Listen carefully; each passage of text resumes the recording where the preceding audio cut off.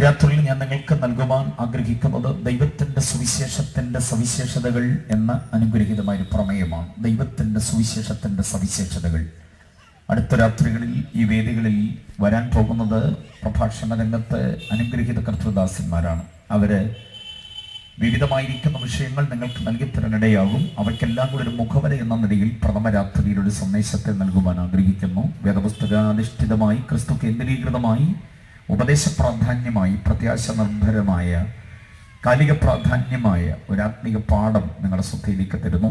ദൈവത്തിൻ്റെ സുവിശേഷം, അതിൻ്റെ സവിശേഷത എന്ന ഒരു വിഷയമാണ് ഞാൻ പ്രസംഗിപ്പാനായിട്ട് ആഗ്രഹിക്കുന്നത്. ആ വിഷയം അതിൻ്റെ തനിമയിൽ ഏറ്റെടുക്കുവാൻ പ്രാർത്ഥനയോടുകൂടെ നിങ്ങൾ എൻ്റെ മുമ്പാകെ ഉണ്ടാകുമെന്ന് ഞാൻ പ്രതീക്ഷിക്കുന്നു. പുറത്ത് ശ്രദ്ധിക്കുന്ന എല്ലാ സുവിശേഷ സ്നേഹികളെയും ഈ പ്രഭാഷണത്തിലേക്ക് ഞാൻ സ്വാഗതം ചെയ്യുകയാണ്.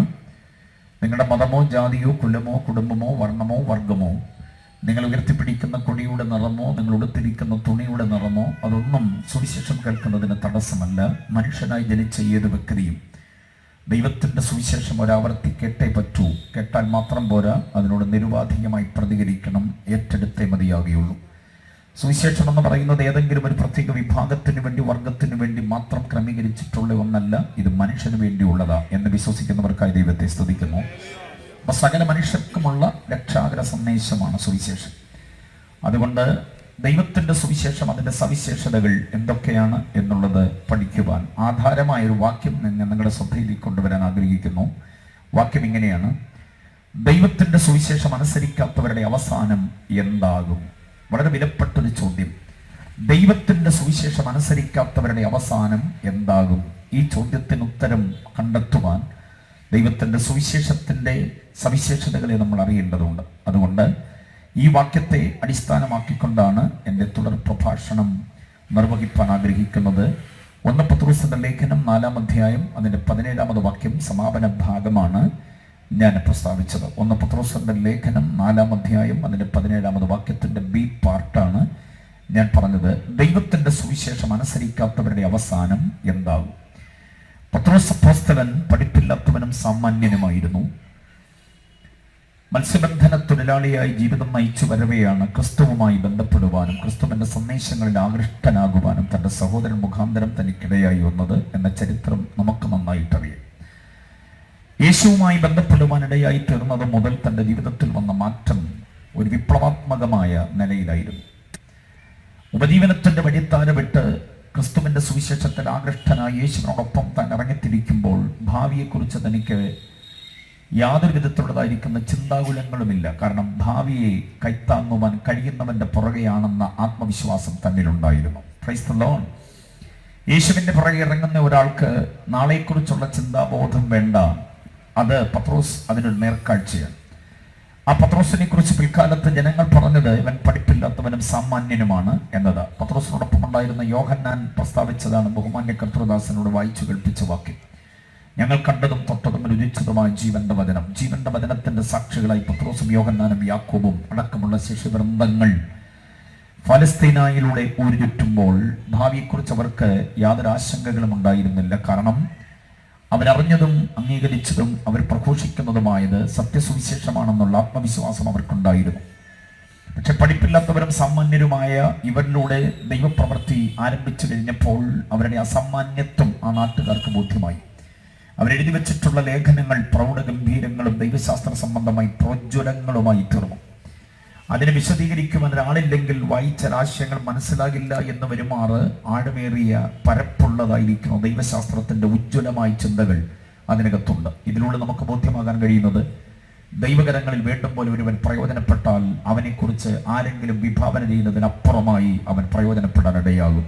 വിശ്വസിക്കുന്നവർക്കായി ഞാൻ ദൈവത്തെ സ്തുതിക്കുകയും നമ്മളെക്കുറിച്ച് വികലമായിരിക്കുന്ന ചില ചിന്തകളും തരത്താഴ്ത്തലുകളും ഒക്കെ ആളുകൾക്കുണ്ടാകാം. പക്ഷേ ദൈവാത്മാവിനും ദൈവകരങ്ങളിലേക്കും നാം നമ്മെ വിധേയപ്പെടുത്തുമ്പോൾ ദൈവത്തിൻ്റെ പരിശുദ്ധയാത്മാവ് നമ്മെ എത്രത്തോളം ഉയർത്താമോ അത്രത്തോളം ഉയർത്തുകയും പ്രയോജനപ്പെടുത്തുകയും ചെയ്യും. അതിൻ്റെ വ്യക്തമായ തെളിവാണ് പത്രോസിന്റെ ലേഖനങ്ങൾ 1-ഉം 2-ഉം എന്ന് മാത്രം പറഞ്ഞുകൊണ്ട് പുസ്തകത്തിൻ്റെ മുഖവരിയിൽ നിന്ന് വിടകൊള്ളാൻ ഞാൻ ആഗ്രഹിക്കുന്നു. ദൈവത്തിൻ്റെ സുവിശേഷം അനുസരിക്കാത്തവരുടെ അവസാനം എന്താകും? സുവിശേഷ ഘോഷണമാണ് ഈ കൺവെൻഷനിലൂടെ ഇവിടെ നടത്തപ്പെടാൻ ആഗ്രഹിക്കുന്നത്. എനിക്ക് മുൻപ് ഇവിടെ ആലപിച്ച ഗാനങ്ങൾ, ഞങ്ങളുടെ വാത്സല്യ സഹോദരങ്ങൾ ആലപിച്ച ഗാനങ്ങളെല്ലാം തന്നെ സുവിശേഷത്തിന്റെ പ്രഘോഷണങ്ങളായിരുന്നു. ആ പ്രഘോഷണ രീതിയിൽ ആലാപന സൗന്ദര്യമുണ്ട്, കേൾക്കുവാൻ താളത്തിന്റെ മേമ്പൊടിയും അകമ്പൊടിയും ഉണ്ടായിരുന്നു. പക്ഷേ അത് നമ്മൾ ആസ്വദിച്ചു, നന്നായിട്ട് എല്ലാ പാട്ടുകളും ആസ്വദിച്ചു. ഇനി ആ പാട്ടിൽ പറഞ്ഞ അതേ ആത്മീയ ചിന്തകൾ ആശയങ്ങളായി, ബൗദ്ധിക ചിന്തകളായി നിങ്ങളുടെ സൈദ്ധാന്തിക മണ്ഡലത്തിലേക്ക് പ്രഭാഷണമായിട്ട് ഇനി നൽകുകയാണ്. അപ്പൊ പാട്ട് പ്രസംഗവും എല്ലാം അതിന്റെ ആത്യന്തിക ലക്ഷ്യം ഞങ്ങൾ ഉദ്ദേശിക്കുന്നത് സുവിശേഷത്തിന്റെ പ്രഘോഷണമാണ്. ദൈവത്തിന്റെ ഈ സുവിശേഷത്തിന്റെ പ്രഘോഷണം അനുസരിക്കുന്ന വ്യക്തിക്ക് ശുഭകരമായൊരു ഭാവിയുണ്ട്. അനുസരിക്കാത്തവരുടെ ഭാവി ഏറ്റവും ശോചനീയവും ഏറ്റവും ദുഃഖമയവുമായിരിക്കും. അതാണ് ഇന്ന് രാത്രിയിൽ നാം കണ്ടെത്താനായി പോകുന്നത്. ദൈവത്തിന്റെ സുവിശേഷം അനുസരിക്കാത്തവരുടെ അവസാനം എന്താകും? ഈ സന്ദേശത്തെ 2 പ്രധാന ഭാഗങ്ങളാക്കി ഞാൻ പഠന സൗകര്യാർത്ഥം വിവരിക്കുമ്പോൾ ആശയങ്ങൾ കൂടുതൽ നിങ്ങൾക്ക് ഗ്രഹിക്കാൻ കാരണമാകും. ദൈവത്തിന്റെ സുവിശേഷം അതിന്റെ സവിശേഷതയായി 4 കാര്യങ്ങളെ ഞാൻ പ്രസ്താവിച്ച ശേഷം ദൈവത്തിന്റെ സുവിശേഷം അനുസരിക്കാത്തവന്റെ ഭാവി എന്താണ് എന്ന് 2ാമത്തെ ഭാഗം അവതരിപ്പിക്കും. ഈ 2 ഭാഗങ്ങളും കൂടെ ഒരുമിച്ച് സമന്വയിപ്പിക്കപ്പെടുമ്പോൾ ഇന്നത്തെ പ്രഭാഷണം പൂർണ്ണമാകും. അപ്പോൾ അതിനോട് എന്താണ് നമ്മുടെ പ്രതികരണം, നമ്മുടെ നിലപാട് എന്നുള്ളത് വ്യക്തിപരമായി ഓരോരുത്തരും തീരുമാനിക്കേണ്ടതാണ്. സുവിശേഷത്തിലേക്ക് ആളിനെ ആദായപ്പെടുത്തുക എന്നുള്ളത് നിർബന്ധത്താലല്ല, ആരെങ്കിലുമൊക്കെ പിടിച്ചെടുത്തു കൊണ്ടുപോയി മുക്കിപ്പൊക്കി ഇതിനകത്താക്കുന്ന ഒരു ബലപ്രയോഗ രീതിയല്ല. പകരം ദൈവത്തിന്റെ വചനം അതിന്റെ തനിമയോടുകൂടെ പ്രഘോഷിക്കുന്നു. ചിന്താശീലരായ, വിദ്യാഭ്യാസം കൊണ്ട് പ്രബുദ്ധരും, സംഘടനകൾ കൊണ്ട് ശാക്തീകരണം വന്നിട്ടുള്ളവരും, വിവിധ മതബോധനങ്ങൾ കൊണ്ട് ആത്മീയമായി ചൈതന്യം ഉണർത്തപ്പെട്ടിട്ടുള്ളവരുമായ നെയ്യാറ്റിൻകര വളാങ്ങാമുറി സ്വദേശികളുടെ മനോമുഖരത്തിലേക്ക്, നിങ്ങളുടെ ബുദ്ധിമണ്ഡലത്തിലേക്ക് ചിന്തകളെ നൽകി തരുമ്പോൾ സ്വീകരണമോ തിരസ്കരണമോ അത് നിങ്ങളിൽ നിക്ഷിപ്തമായ കാര്യമാണ്. പക്ഷേ അറിഞ്ഞ ഈ സത്യത്തിന്റെ പ്രഘോഷണം അത് ഞങ്ങളെ ദൈവം ഏൽപ്പിച്ച മഹാദൗത്യമാണ്. അത് നിർവഹിക്കാതിരിക്കാൻ ഞങ്ങൾക്ക് കഴിയില്ല. അതുകൊണ്ട് നിർബന്ധത്താലല്ല, ഏറ്റെടുത്ത മഹാസത്യത്തോട് നീതിയോടുള്ള ഒരു നിലപാട് ആവർത്തിക്കുവാൻ കർത്താവ് കൃപ ചെയ്യുമാറാകട്ടെ എന്ന് പ്രാർത്ഥിച്ചുകൊണ്ട് ആശംസിച്ചുകൊണ്ട് പ്രഭാഷണത്തിലേക്ക് ഞാൻ പ്രവേശിക്കുന്നു. മുഖവരയ്ക്ക് ഞാൻ ഇവിടെ വിരാമപ്പെടുന്നു. ദൈവത്തിന്റെ സുവിശേഷത്തിന് പ്രധാനമായും 4 സവിശേഷതകൾ ഉണ്ട്. ഒന്ന്, ദൈവത്തിന്റെ സുവിശേഷത്തിൽ ഒരാളത്വമുണ്ട്, ഒരു വ്യക്തിത്വമുണ്ട്, മഹാത്മ്യതയുള്ള ഒരു വ്യക്തിത്വം ഇതിൽ തിളക്കമാർന്ന നിലയിലുണ്ട്. 2, ദൈവത്തിന്റെ സുവിശേഷത്തിന്റെ സവിശേഷത എന്ന് പറയുന്നത് ദൈവത്തിന്റെ സുവിശേഷത്തിൽ ഒരു സന്ദേശം ആധികാരികമായിട്ടുണ്ട്, ഒരു വ്യക്തിത്വമുണ്ട് എന്നുള്ളതാണ് 1ാമത്തെ സവിശേഷത. ഞാൻ വിശദീകരണം പിന്നാലെ വരുന്നു. 2, ഇതിനൊരു സന്ദേശമുണ്ട് എന്നുള്ളതാണ്. ആർക്കും നിഷേധിക്കാനാവാത്തൊരു സന്ദേശം ഇതിനകത്ത് അടക്കം ചെയ്തിട്ടുണ്ട്. ആ സന്ദേശമാണ് ഞങ്ങൾ പാട്ടായും പ്രസംഗമായും ഒക്കെ തരുന്നത്. 3ാമത്തേത്, ദൈവത്തിന്റെ സുവിശേഷത്തിൽ ഒരു ശക്തിയുടെ വ്യാപാരമുണ്ട്. ഇതിൽ വിശ്വസിക്കുന്നവരിലേക്ക് ഒരു ശക്തിയുടെ വ്യാപാരമുണ്ട്. 4ാമത്, ദൈവത്തിന്റെ സുവിശേഷം വിശ്വസിക്കുന്നവന് ഒരു ശുഭകരമായ ഭാവി പ്രത്യാശയുണ്ട്. ഇത് 4മാണ് ഇന്ന് രാത്രിയിൽ എനിക്ക് നിങ്ങൾക്ക് വിശദീകരിച്ചു തരുവാനായിട്ടുള്ളത്. പ്രാർത്ഥനയോടുകൂടെ ദൈവസന്നിധിയിൽ നമുക്ക് ഒരുമിച്ചായിരിക്കും. ദൈവത്തിന്റെ സുവിശേഷത്തിൽ ഒരാളത്വം ഉണ്ട്, ഏറ്റവും നിറഞ്ഞു നിൽക്കുന്ന ഒരാളത്വം ഇതിനകത്തുണ്ട്. അതാരാണ്, അതേതാണ്, എന്താണ്, എങ്ങനെയുള്ളതാണ് എന്നുള്ളതിനെ കുറിച്ച് വേദപുസ്തക വീക്ഷണത്തിലൂടെ നാം കണ്ടെത്തേണ്ടതുള്ളൂ. സുവിശേഷം എന്ന് പറയുന്നത് ഏതെങ്കിലും ഒരു തത്വശാസ്ത്രമോ ഏതെങ്കിലും ഒരു ദാർശനിക പ്രബോധനമോ ഏതെങ്കിലും ഒരു ഇതിഹാസത്തിന്റെ പുരാണത്തിന്റെ ഒരു ചിന്തല്ല. സുവിശേഷം എന്ന് പറയുന്ന രാഷ്ട്രീയ മീമാംസയല്ല. സുവിശേഷം എന്ന് പറയുന്ന ഒരു പ്രത്യയ ശാസ്ത്രമല്ല. ഇവിടെ ഉണ്ടാക്കപ്പെട്ടിട്ടുള്ള പ്രത്യയ ശാസ്ത്രങ്ങളും രാഷ്ട്രീയ മീമാംസകളും ഒക്കെ കാലം കഴിഞ്ഞപ്പോൾ അത് പഴക്കം വരികയോ അത് കീറി മാറുകയോ ഭേദഗതിക്ക് വിധേയപ്പെടുകയോ ഒക്കെ ചെയ്തിട്ടുണ്ട്. നമ്മുടെ ആർഷഭാരതത്തിന്റെ കോൺസ്റ്റിറ്റ്യൂഷൻ പോലും 100-ലധികം പ്രാവശ്യം ഭേദഗതിക്ക് വിധേയമായി തീർന്നിട്ടുണ്ട്. എഴുതപ്പെട്ടിട്ടുള്ള വമ്പൻ പുസ്തകങ്ങൾ ആധുനിക യുഗത്തിൽ തുറക്കാൻ നിർവാഹമില്ലാത്തത് കൊണ്ട് അത് പുസ്തകത്തിന്റെ ശവപ്പറമ്പെന്ന് വിശേഷിപ്പിക്കുന്ന ലൈബ്രറിയുടെ അകത്തളങ്ങളിലേക്ക് വലിച്ചെറിഞ്ഞിട്ടുണ്ട്. കാരണം അതിൽ എഴുതി വെച്ചിരിക്കുന്ന അമ്മൂമ്മ കഥകൾ ഇന്നത്തെ ശാസ്ത്ര ലോകത്തിൽ, മംഗൾയാൻ അടക്കമുള്ള പുരോഗമന ലോകത്തിൽ തുറക്കാൻ നിർവാഹമില്ലാത്ത വസ്തുതയായി മാറിയിട്ടുണ്ട്. ഭൂമിയെക്കുറിച്ചും ഭൂമിയുടെ നിലനിൽപ്പിനെ കുറിച്ചൊക്കെ എഴുതി വെച്ചിരിക്കുന്ന ഐതിഹ്യത്തിന്റെ പുസ്തകങ്ങൾ ശാസ്ത്രത്തിന്റെ പുതുയുഗത്തിൽ തുറക്കാനാവില്ല. അങ്ങനെയൊക്കെ ഒത്തിരി സംഗതികൾ ഇവിടുന്ന് മാറ്റപ്പെട്ടിട്ടുണ്ട്, തിരുത്തപ്പെട്ടിട്ടുണ്ട്. എഴുതി വെച്ചതിനോട് അത് എഴുതിയ വ്യക്തികളോ അല്ലെങ്കിൽ അതിനെ സൂക്ഷിച്ചു വെച്ചിരുന്ന വ്യക്തികളോ ആധികാരികമായി പൊതുജനത്തോട് ക്ഷമാപണം നടത്തിയിട്ടുണ്ട്. പക്ഷെ ഇന്നുവരെയും തിരുത്തപ്പെടേണ്ടി വന്നിട്ടില്ലാത്ത ഒരു യാഥാർത്ഥ്യമാണ് ദൈവത്തിന്റെ സുവിശേഷം. Price the Lord. അതുകൊണ്ടാണ് ഇത് പ്രസംഗിക്കുവാനും ഇത് പാടുവാനും ഞങ്ങളിലുള്ള ഒരു ആർജവത്വം. ഇതിന് മതത്തിന്റെ വക്താവായി നിന്നുകൊണ്ട് ആരാണ്ട് ശമ്പളം തരുന്നത് കൊണ്ട് പറയുന്നതല്ല, അനുഭവത്തിന്റെ പച്ചയായ വിളംബരമാണ് ദൈവത്തിന്റെ സുവിശേഷം, അതിന്റെ പ്രഘോഷണം. ദൈവത്തിന്റെ സുവിശേഷത്തിൽ ഒരു വ്യക്തിത്വത്തിന്റെ തിളക്കമാർന്ന നിലപാടുണ്ട്. ആരാണ് ആ വ്യക്തിത്വം എന്നറിയുവാൻ ഒരു വാക്യം, ഒത്തിരി വാക്യങ്ങളുണ്ട്. അതിൽ ഒരെണ്ണം നിങ്ങളുടെ ശ്രദ്ധയിലേക്ക് ഞാൻ കൊണ്ടുവരുന്നു. ആ വാക്യം ഇങ്ങനെയാണ്: ദൈവം തന്റെ പുത്രനും നമ്മുടെ കർത്താവുമായ യേശു ക്രിസ്തുവിനെ കുറിച്ച് വിശുദ്ധ രേഖകളിൽ തന്റെ പ്രവാചകന്മാർ മുഖാന്തരം മുൻപുകൂട്ടി വാഗ്ദത്തം ചെയ്ത സുവിശേഷം. ഉണ്ടോ? അപ്പോൾ മുൻപുകൂട്ടി വാഗ്ദത്തം ചെയ്ത സുവിശേഷം. അടുത്ത കാലത്ത് ആരണ്ട് തട്ടിക്കൂട്ടിയതല്ല സുവിശേഷം, മുൻപുകൂട്ടി വാഗ്ദത്തം ചെയ്തതാ. എവിടെ? വിശുദ്ധ രേഖകളിൽ. ആര്? ദൈവത്തിന്റെ വിശുദ്ധ പ്രവാചകന്മാർ. ആരെ കുറിച്ച്? തന്റെ പുത്രനും നമ്മുടെ കർത്താവുമായ യേശു ക്രിസ്തുവിനെ കുറിച്ച്. അപ്പോൾ സുവിശേഷം എന്ന് പറയുന്നതിനകത്തുള്ള ആളത്വം ക്രിസ്തുവാണ്. ക്രിസ്തുവല്ലാതെ മറ്റൊന്നല്ല സുവിശേഷം. അതുകൊണ്ട് സുവിശേഷം സമം ക്രിസ്തു എന്നൊരു സമവാക്യം തന്നെ നാം ഓർത്തിരിക്കുന്ന നല്ലതാണ്. സുവിശേഷം എന്താ? സുവിശേഷം ക്രിസ്തുവാണ്. ക്രിസ്തു എന്താ? ക്രിസ്തുവാണ് സുവിശേഷം. അപ്പോൾ ഇവിടെ പ്രഘോഷിക്കപ്പെടുന്ന സുവിശേഷം ക്രിസ്തുവിനെയാണ്. സുവിശേഷം ഒരാൾ കേട്ടാൽ ക്രിസ്തുവിനെ കേട്ടു. സുവിശേഷം ഒരാൾ അറിഞ്ഞാൽ ക്രിസ്തുവിനെ അറിഞ്ഞു. സുവിശേഷം ഒരാൾ അനുഭവിച്ചാൽ ക്രിസ്തുവിനെ അനുഭവിച്ചു. സുവിശേഷം ഒരാൾ നിഷേധിച്ചാൽ ക്രിസ്തുവിനെ നിഷേധിച്ചു. സുവിശേഷത്തെ ഒരാൾ ലംഘിച്ചാൽ ക്രിസ്തുവിനെയാണ് ലംഘിക്കുന്നത്. സുവിശേഷത്തെ ഒരാൾ അധിക്ഷേപിക്കുകയോ സുവിശേഷത്തെ തച്ചുടയ്ക്കാൻ ശ്രമിക്കുകയോ ചെയ്താൽ അത് ക്രിസ്തുവിനെയാണ് എന്ന പരമാർത്ഥം നാം അറിയാതെ പോകരുത്. കാരണം റോമാലേഖനം 1:2 വാക്യമാണ് ഞാൻ പ്രസ്താവിച്ചത്. റോമാലേഖനം 1-ാം അധ്യായം 1-2 വാക്യം. ദൈവം എന്ന പദത്തോടുകൂടി ആരംഭിക്കുന്ന അനുഗ്രഹീതമായൊരു പ്രൗഢമായ പ്രബന്ധമാണ് റോമാലേഖനം. അപ്പോസ്തലനായ പൗലോസ് പ്രസ്താവിക്കുന്ന മഹത്വരമായിരിക്കുന്ന ഒരു ലേഖനം. വിശ്വാസത്താലാണ് നീതീകരണം, രക്ഷാമുക്തി, സായുജ്യം, ശാന്തി, സമാധാനം, വിടുതൽ, വീണ്ടെടുപ്പാദിയായ ദൈവത്തിൽ നിന്ന് ലഭിക്കപ്പെടേണ്ട സകല സംഗതികളും. മനുഷ്യനിവിടെ യാഗം കൊണ്ടും യോഗം കൊണ്ടും അർപ്പണം കൊണ്ടും തർപ്പണം കൊണ്ടും തിരുനാള്, പെരുന്നാള്, മൃഗബലി, നരബലി അടക്കമുള്ള കർമ്മകാണ്ഡ പദ്ധതികൾ കൊണ്ട് നേടിയെടുക്കുവാൻ ആഗ്രഹിക്കുന്ന മോക്ഷമടക്കമുള്ള സകല ആധ്യാത്മിക സൗഭാഗ്യങ്ങളും സാധിച്ചെടുക്കേണ്ടത് കർമ്മകാണ്ഡങ്ങളിലൂടെയല്ല, പാപിയായ മനുഷ്യൻ ചെയ്യുന്ന കർമ്മപരിപാടികളിലൂടെയല്ല. പകരം സത്യദൈവത്തിലുള്ള വിശ്വാസത്താലും അവനിലുള്ള ആശ്രയത്താലും നമുക്കത് ഔദാര്യമായി ലഭിക്കപ്പെടേണ്ടതാണെന്ന ബോധം നമ്മുടെ ഉത്തരത്തിലേക്ക് നൽകി തരേണ്ടതിന് വേണ്ടി നീട്ടിപ്പരത്തി എഴുതിയിട്ടുള്ള അനുഗ്രഹീതമായിരിക്കുന്ന ഒരു പ്രബന്ധം, അതാണ് റോമാലേഖനം.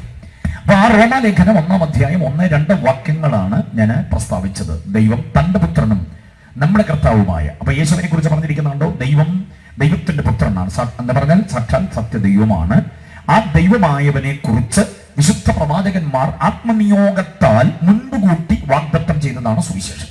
അപ്പോൾ സുവിശേഷം എന്ന് പറഞ്ഞാൽ ക്രിസ്തുവിനെ കുറിച്ചുള്ളതാണ്, അഥവാ ക്രിസ്തുവാണ്. അത് വിശ്വസിക്കുന്നവർക്കായി ഞാൻ ദൈവത്തെ സ്തുതിക്കുകയാണ്. അപ്പൊ സുവിശേഷത്തിന്റെ വ്യക്തിത്വം എന്ന് പറയുന്നത് ക്രിസ്തുവാണ്. ഏതെങ്കിലും ഒരു സഭാ നേതാവല്ല, ഏതെങ്കിലും ഒരു ബിഷപ്പല്ല, പോപ്പല്ല, ഏതെങ്കിലും ഒരു മെത്രാനല്ല, ഏതെങ്കിലും ഒരു പാസ്റ്റർ അല്ല, സെൻട്രൽ പാസ്റ്ററോ ലോക്കൽ പാസ്റ്ററോ ഏരിയ പാസ്റ്ററോ ഒന്നുമല്ല. സുവിശേഷത്തിന്റെ കാതലായ വ്യക്തിത്വം എന്ന് പറയുന്നത് സാക്ഷാൽ ക്രിസ്തു യേശു മാത്രമാണ്. ഓക്കെ. അപ്പോൾ അതുകൊണ്ട് സുവിശേഷം ഒരാൾ അറിയുമ്പോൾ ക്രിസ്തുവിനെയാണ് അറിയേണ്ടത്. ആനുകാലിക സംഭവങ്ങളോ ശാസ്ത്രത്തിന്റെ കുതിച്ചു കയറ്റങ്ങളോ ഇവിടുത്തെ രാഷ്ട്രീയ മണ്ഡലത്തിലെ ഏതെങ്കിലുമൊക്കെ സംസാര സംഗതികളോ മറ്റേതെങ്കിലും ഒരു സംഗതിയല്ല. ഏതെങ്കിലും ആനുകാലിക സംഭവങ്ങളുടെ നെറ്റിപ്പരത്തിലുള്ള വിശദീകരണം ഒന്നുമല്ല സുവിശേഷം. അതൊന്നും സുവിശേഷത്തിൽ ലയിക്കുന്നതല്ല. സുവിശേഷം ഇതിലൊന്നും ലയിക്കില്ല. സുവിശേഷം വേറിട്ട് നിൽക്കുന്നു. കാരണം സുവിശേഷം ക്രിസ്തുവാണ്. ഇനി ക്രിസ്തുവാണ് സുവിശേഷം എന്ന് പറയുമ്പോൾ തന്നെ വിശദീകരണം ഇനിയും അനിവാര്യമാണ്. എന്താണ് സുവിശേഷത്തിൽ ക്രിസ്തുവിന്റെ പ്രത്യേകത? 2 കാര്യങ്ങളാണ്. 1, ക്രിസ്തുവിന്റെ മനുഷ്യത്വത്തിന്റെ തിളക്കം. 2, അവന്റെ ദൈവത്വത്തിന്റെ മഹത്വം. Price the Lord. ഇത് രണ്ടും കൂടെ ഒരുമിച്ച് സമന്വിതമാകുന്ന ഒരു അനുഗ്രഹീതവും വിലയേറിയതും ഉത്തമവും ഉത്കൃഷ്ടവും ഉന്നതവുമായ ഒന്നാണ് സുവിശേഷം എന്നറിയണം. അപ്പം ദൈവത്തിന്റെ സുവിശേഷത്തിന്റെ പ്രത്യേകത എന്ന് പറഞ്ഞാൽ യേശുവിന്റെ മനുഷ്യത്വത്തിന്റെ തിളക്കം. യേശുവിന്റെ മനുഷ്യത്വത്തിന്റെ തിളക്കം എന്ന് പറഞ്ഞാൽ എന്താ?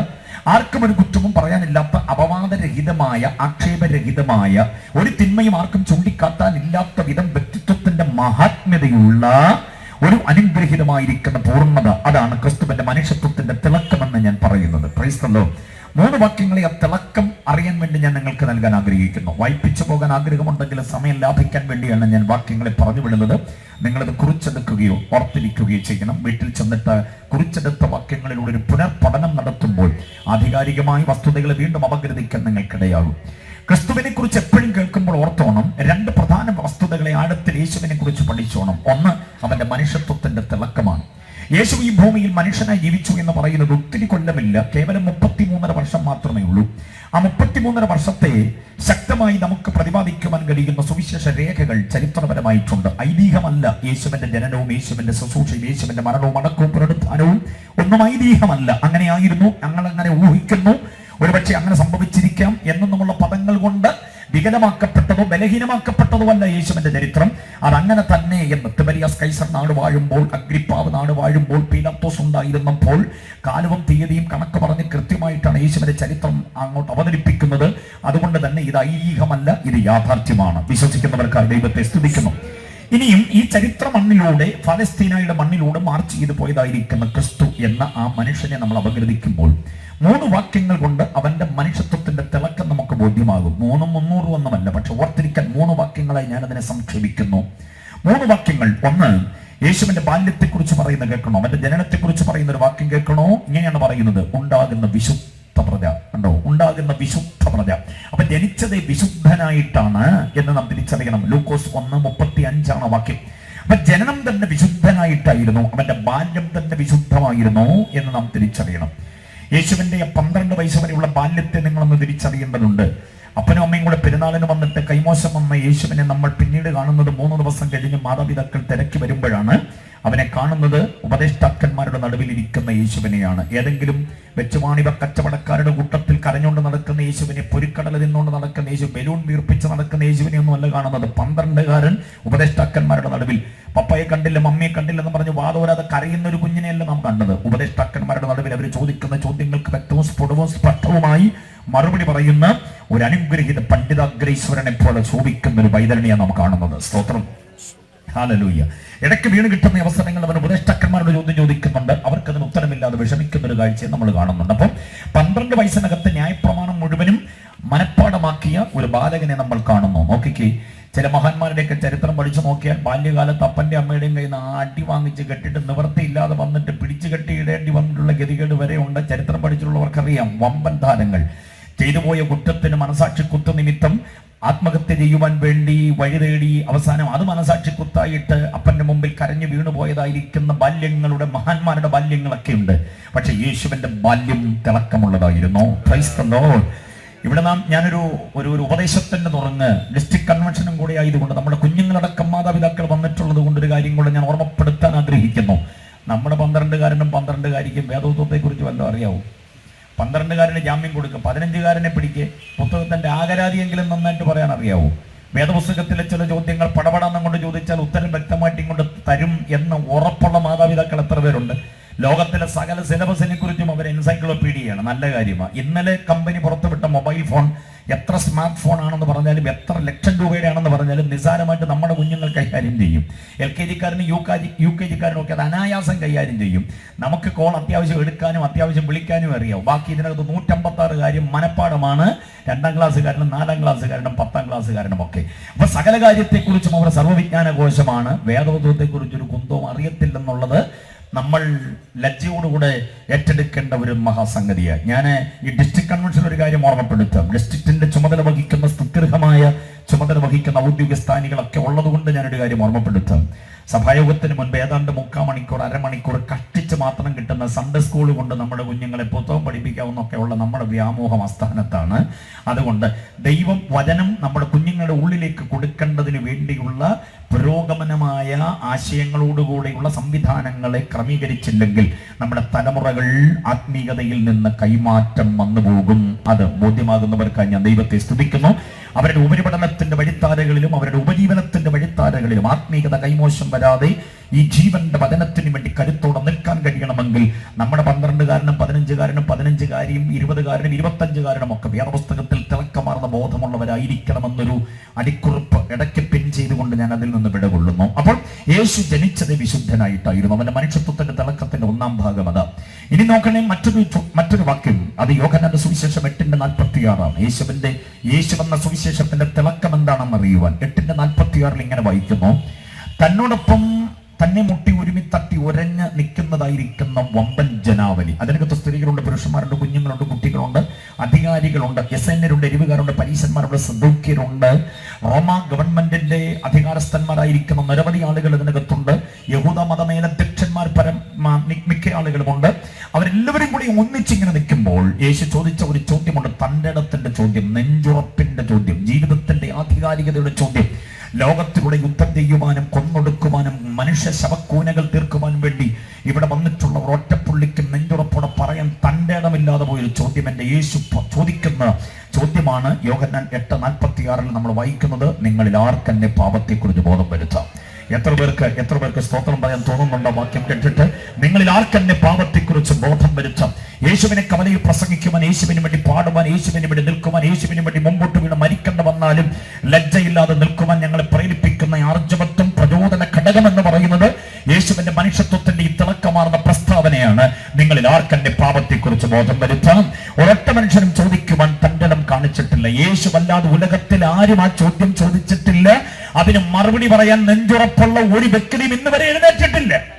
അതാണ് അതിന്റെ പ്രത്യേകത. ആരണ്ട് നാടകം ഉണ്ടാക്കി, ആരണ്ട് പുസ്തകം എഴുതി, അതൊക്കെ 8 നിലയിൽ പൊട്ടിയിട്ടുള്ളതല്ലാതെ എന്റെ യേശുവിന്റെ മനുഷ്യത്വത്തെ ഇന്നും യാതൊരു നിലയിലും വിമർശിക്കാൻ ആർക്ക് കഴിഞ്ഞിട്ടില്ല. അത്രയ്ക്ക് മഹത്വപൂർണമായ ഒരു വ്യക്തിത്വമാണ് എന്റെ യേശുവിന്റെ. അതാണ് സുവിശേഷത്തിലുള്ള യേശുവിന്റെ തിളക്കം. Price the Lord. ഇനി മൂന്നാമത് വേറൊരു വാക്യം കേൾക്കണോ? യോഹന്നാന്റെ സുവിശേഷം 19:6 വാക്യം. യോഹന്നാൻ 19:6. ഏത് കുറ്റവാളിയെയും വിധിച്ചിട്ട് അവസാന വാക്ക് പറയുവാൻ, നിയമത്തിന്റെ അവസാന വാക്ക് പറയുവാൻ പരമാധികാരമുള്ളതായിരിക്കുന്ന പീലാത്തോസ് യേശുവിനെ നോക്കിക്കൊണ്ട് പറയുന്ന ഒരു വാചകമാണ് യോഹന്നാൻ 19:6. സുവിശേഷത്തിന്റെ ഏറ്റവും പ്രോജ്വലമായ ഒരു തിളക്കം അവിടെയാണ് നമ്മൾ കാണുന്നത്. യേശുവിനെ പ്രസംഗിക്കുവാൻ ഞങ്ങൾ കാണിക്കുന്ന അഭിമാനത്തിന്റെ തിളക്കം അവിടെയാണ്. കുറ്റവാളിയായി പിടിച്ചുകൊണ്ട് വന്നിരിക്കുന്ന യേശുവിനെ, അതിനെക്കുറിച്ച് ഞാൻ ഒരു വാചകം ഒന്ന് ഇറങ്ങി പറയട്ടെ, ശ്രദ്ധിച്ചോണം. ഗത്സമനയിൽ വെച്ചാണ് യേശുവിനെ പിടിക്കുന്നത്. ഗബഥായിൽ വെച്ചാണ് അവനെ തകർത്ത് കളയുന്നത്. ഗൊൽഗോഥായിലാണ് അവനെ തറയ്ക്കുന്നത്. 3 പദങ്ങൾ ഓർത്തിരുന്നോണം, 3 സ്ഥലനാമങ്ങൾ ഓർത്തിരുന്നോണം. ആ 3 സ്ഥലനാമങ്ങൾ ഏത് വിശ്വാസിയുടെയും ധ്യാനമാകണം എപ്പോഴും. നമ്മുടെ ആത്മീയ ജീവിതത്തിൽ ആർജവത്വം ഉണ്ടാകുവാൻ പര്യാപ്തമായിരിക്കുന്ന 3 സ്ഥലനാമങ്ങൾ ധ്യാനമണ്ഡലത്തിലേക്ക് ഞാൻ കോറിയിട്ട് തരുന്നു. 1, നമ്മുടെ കർത്താവ് പിടിക്കപ്പെട്ട ഗത്സമനെ. 2, കണ്ടാൽ ആളല്ല എന്ന് തോന്നുമാറ് വിരൂപമായ നിലയിലേക്ക് അവനെ തകർത്ത് തരിപ്പണമാക്കിയ, തലയിൽ കൊല്ലുകൊണ്ട് തല്ലി തലയിൽ ക്രൂസേലിയ എന്ന കാട്ടുചെടി വള്ളിച്ചെടി പറിച്ചെടുത്തു കൊണ്ടുവന്ന് കിരീടമുണ്ടാക്കി തലയിലേക്ക് അടിച്ചിറക്കിയ ഒരു വല്ലാത്ത സ്ഥലം. അത് മാത്രമല്ല, മുഖത്തേക്ക് മുട്ടുചുരുട്ടി കുത്തുകയും മുഖത്തേക്ക് കാർക്കിച്ച് തുപ്പുകയും ചെയ്ത് പുറമടി ചുടവിലാല് പോലെ കയറി അവനെ കണ്ടാൽ മനുഷ്യനല്ല എന്ന് തോന്നുമാറ് വിരൂപമാക്കി കളഞ്ഞ സ്ഥലം. അതാണ് ഗബഥ. അതായത് പീലാത്തോസിന്റെ കൽത്തളം, അതിന്റെ പേരാണ് ഗബഥ. അപ്പൊ ഗത്സമനയിൽ വെച്ച് പിടിക്കപ്പെട്ടവൻ ഗബഥായിൽ വെച്ച് മർദ്ദിക്കപ്പെട്ടു, തകർക്കപ്പെട്ടു, തരിപ്പണമായി തീർന്നു. അതാണ് യെശയ്യാവ് പറയുന്ന 53-ാം അധ്യായത്തിൽ, കണ്ടാലോ ആളറിയുകയില്ല എന്ന തലത്തിലേക്ക് അവൻ മാറിപ്പോകാനിടയായി. അതാണ് ഗബഥ. ഇനി നോക്കൂ, ആ ഗബഥായിൽ നിന്നാണ് അവൻ ക്രൂശ് ചുമന്നുകൊണ്ട് ഗോൽഗോഥയിലേക്ക് പോകുന്നത്. അതാണ് കുരിശിന്റെ വഴി എന്ന് പറയുന്നത്. ഗബഥ മുതൽ അങ്ങ് ഗോൽഗോഥ വരെയുള്ളതാണ്.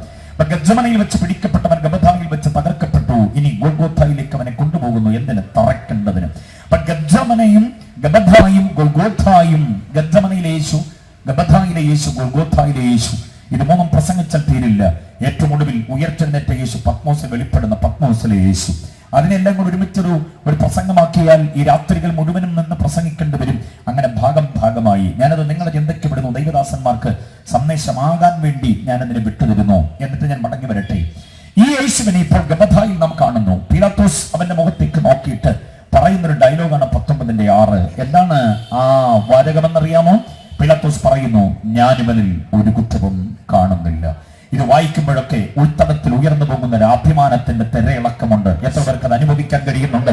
ഞാനിവനിൽ ഒരു കുറ്റവും കാണുന്നില്ല. ഒരു കുറ്റവും ഇല്ലാത്തവനെയാ ഞങ്ങൾ പാടുന്നത്, ഒരു കുറ്റവും ഇല്ലാത്തവനെയാ ഞങ്ങൾ പ്രസംഗിക്കുന്നത്. കൈയിട്ട് വാരിയ ഒരു നേതാവിനെ കുറിച്ചല്ല, ജനത്തെ പിഴിഞ്ഞ് വസൂലാക്കിയ ഒരു നേതാവിനെയല്ല, തനിക്ക് വേണ്ടി കീഴയി വിളിച്ച ജനത്തെ ചണ്ടി പോലെ വലിച്ചെറിഞ്ഞൊരു നേതാവിനെയല്ല, അവരുമായിട്ട് മറ്റൊരു തട്ടകത്തിലേക്ക് മലക്കം പറഞ്ഞൊരു നേതാവിനെയല്ല.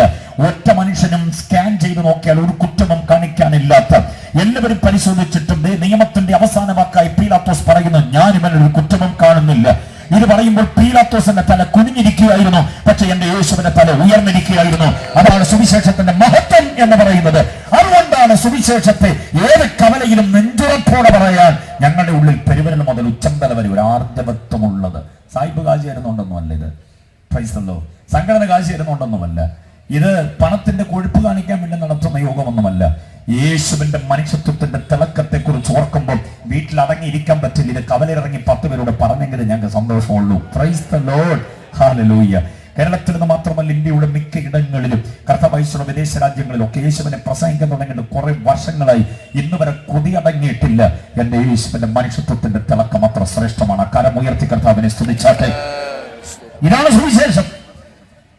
തിളക്കമുള്ളൊരു മനുഷ്യത്വം അങ്ങനെ നിറഞ്ഞു നിൽക്കുന്ന ഒന്നാണ് സുവിശേഷം. അപ്പം സുവിശേഷത്തിലേക്ക് നോക്കുമ്പോൾ യേശുവിന്റെ ഈ തിളക്കമാർന്ന മനുഷ്യത്വത്തെ നാം കാണുന്നു. ഇനി കേൾക്കണോ, രണ്ടാമത്തേത് യേശുവിന്റെ മഹത്വമുള്ള ദൈവത്വമാണ്. ദൈവത്വത്തിന്റെ മഹത്വമാണ് സുവിശേഷത്തിന്റെ കാതലായ ഒരു വ്യക്തിത്വത്തിന്റെ മഹാത്മ്യത. അവന്റെ മഹത്വമാർന്ന ദൈവത്വം. യേശു ദൈവമാണെന്ന് വിശ്വസിക്കുന്ന ദൈവമക്കൾ എത്ര പേരുണ്ടെന്ന് രാത്രി? യേശുവിനെ ഒരു ഇന്ദ്രജാലക്കാരനായിട്ട്, ഒരു മഹേന്ദ്രജാലക്കാരനായിട്ട്, ഉദ്ദിഷ്ട കാര്യങ്ങളുടെ സാധ്യതയ്ക്ക് വേണ്ടി നിൽക്കുന്ന ഒരു ദീനാനുകമ്പയുള്ള ഒരു പക്ക മനുഷ്യനായിട്ട് മാത്രം കാണുന്ന ആളുകളുണ്ട്. പക്ഷെ അതിനപ്പുറം വേദപുസ്തകം വെളിപ്പെടുത്തുന്നു യേശുവിനെ കുറിച്ച് അവൻ സാക്ഷാൽ ദൈവമാണ്. Price the Lord. അപ്പൊ യേശുവിന്റെ മനുഷ്യത്വത്തിന്റെ തിളക്കം ഒരുവൻ അറിയുന്നത് അനുകരിക്കാൻ വേണ്ടിയാണ്. യേശുവിന്റെ ദൈവത്വത്തിന്റെ മഹത്വം ഒരാൾ അറിയേണ്ടത് അനുകരിക്കാനല്ല, പകരം ആശ്രയിക്കാൻ വേണ്ടിയാണ്. 2 വാചകം മനസ്സിലായോ? പഠിച്ചു പോകുമ്പോൾ അങ്ങനെ പഠിക്കണം. അവന്റെ മനുഷ്യത്വത്തിന്റെ തിളക്കത്തെ നാം അറിയുന്നത് അതുപോലെ ആയിത്തീരാനാണ്. കാരണം യോഹന്നാന്റെ ലേഖനം 1-ാം ലേഖനം 3-ാം അധ്യായം അതിന്റെ 2-3 വാക്യത്തിൽ വായിക്കുന്നു, അവനിൽ ഈ പ്രത്യാശയുള്ളവനെല്ലാം അവൻ നിർമ്മലനായിരിക്കുന്നത് പോലെ എന്ത് ചെയ്യണം? നിർമ്മലനാകണം. അവൻ ഇരിക്കും പോലെ ആകേണ്ടതാകും. യേശുവെ പോലെ ആകണം. Price the Lord. ക്രൈസ്തവത്തിന് അത് പാടാറുണ്ടല്ലോ, മനോഹരമായൊരു പാട്ട്, യേശുവെ പോലെയാകുവാൻ, യേശുവൻ വാക്ക് കേൾക്കുവാൻ എന്നുള്ള പാട്ട് വളരെ മനോഹരമാണ്. ഞാൻ പാടുന്നില്ല, അനുഗ്രഹീത പാട്ടുകാരോടുള്ളപ്പം ഞാൻ പാട്ട് പറഞ്ഞ് അതിന്റെ താളം തെറ്റിക്കുന്നില്ല. ആ പാട്ട് നിങ്ങളുടെ മനസ്സിലേക്ക് ഓർമ്മ വരുന്നുണ്ടെന്ന് എനിക്കറിയാം. യേശുവെ പോലെയാകുവാൻ. അതുപോലെ എനിക്ക് ഹൃദയത്തിൽ ഞാൻ എപ്പോഴും മൂളുന്നൊരു പാട്ടാണ്, യേശുവേ നിന്റെ രൂപമേ എന്റെ കണ്ണുകൾക്കത്ര സൗന്ദര്യം, ശിഷ്യനാകുന്ന എന്നെയും നിന്നെ പോലെയാക്കണേ മുഴുവൻ. ഞാൻ ശിഷ്യനാണ്, ഗുരുവാകുന്ന അങ്ങേ പോലെ. അങ്ങയുടെ മനുഷ്യത്വത്തിന്റെ ആ തിളക്കത്തിന്റെ പൂർണ്ണത എന്നിലേക്ക് വരുത്തിയിട്ട് എന്നെയും അങ്ങേ പോലെയാക്കണേ. അപ്പൊ അത് മനുഷ്യത്വത്തെ നാം അപഗ്രഥിച്ച് പഠിക്കുന്നത് അവനെ പോലെയാകാനാണെങ്കിൽ അവന്റെ ദൈവത്വത്തിന്റെ ആഴം നാം അറിയേണ്ടത് അവനെ മാത്രം ആശ്രയിക്കാനാണ്. ആരാധ്യനായ അവനെ ആരാധിക്കാൻ, അവനെ ആശ്രയിക്കാൻ, അവനെ മാത്രം ആരാധിക്കേണ്ടതിന് വേണ്ടിയുള്ള ഒരു നിയോഗം നമ്മിലേക്ക് വരണമെങ്കിൽ അവന്റെ ദൈവത്വത്തിന്റെ മഹത്വം പഠിച്ചേ പറ്റുള്ളൂ. യേശു ദൈവമാണ് എന്ന് വേദപുസ്തകം ശക്തമായി പറയുമ്പോൾ യേശുവിന്റെ ദൈവത്വത്തെ നിഷേധിക്കുന്ന നിരവധി ആളുകളുണ്ട്.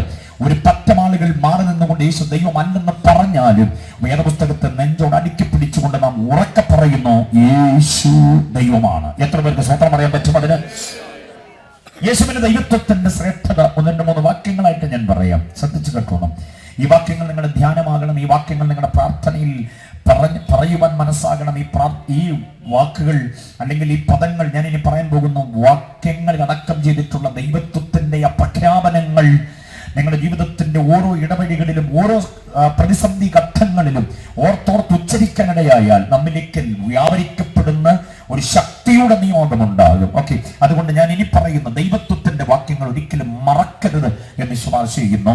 ആ ദൈവത്വവും കൂടെ ചേരുമ്പോഴാണ് സുവിശേഷത്തിന്റെ വ്യക്തിത്വം പൂർണ്ണമാകുന്നത്. യേശു ദൈവമാണ്. എങ്ങനെയുള്ള ദൈവമാണ്? സാത്താൻ പറയുന്നുണ്ട് ഇവൻ മഹോന്നതനായ ദൈവത്തിന്റെ പുത്രനാണെന്ന്. കണ്ടോ, പിശാച് തന്നെ പറയുന്നുണ്ട്. ഗദരദേശത്ത് കേസ് വന്നപ്പോൾ ഒരുവരിൽ വ്യാപരിക്കപ്പെട്ട 6000-ലധികം ഭൂതാത്മാക്കളെല്ലാം കൂടെ ഒരുമിച്ച് നിന്നുകൊണ്ട് പറയുന്നു മഹോന്നതനായ ദൈവത്തിന്റെ പുത്രനാണ് വിളിക്കുന്നത്. മനസ്സിലായോ? അപ്പൊ യേശു ദൈവമാണെന്നുള്ള കാര്യം സാത്താന് തന്നെ അറിയാം. സാത്താന്റെ അത്രയും പോലും ആത്മീയ കാഴ്ചപ്പാടില്ലാത്ത പണ്ഡിതന്മാർ പറയുന്നുണ്ട് യേശു ദൈവമല്ലെന്ന്. അവരെ കുറിച്ച് കുണ്ഠിതപ്പെടുക അല്ലാതെ വേറെ നിർവാഹമൊന്നുമില്ല.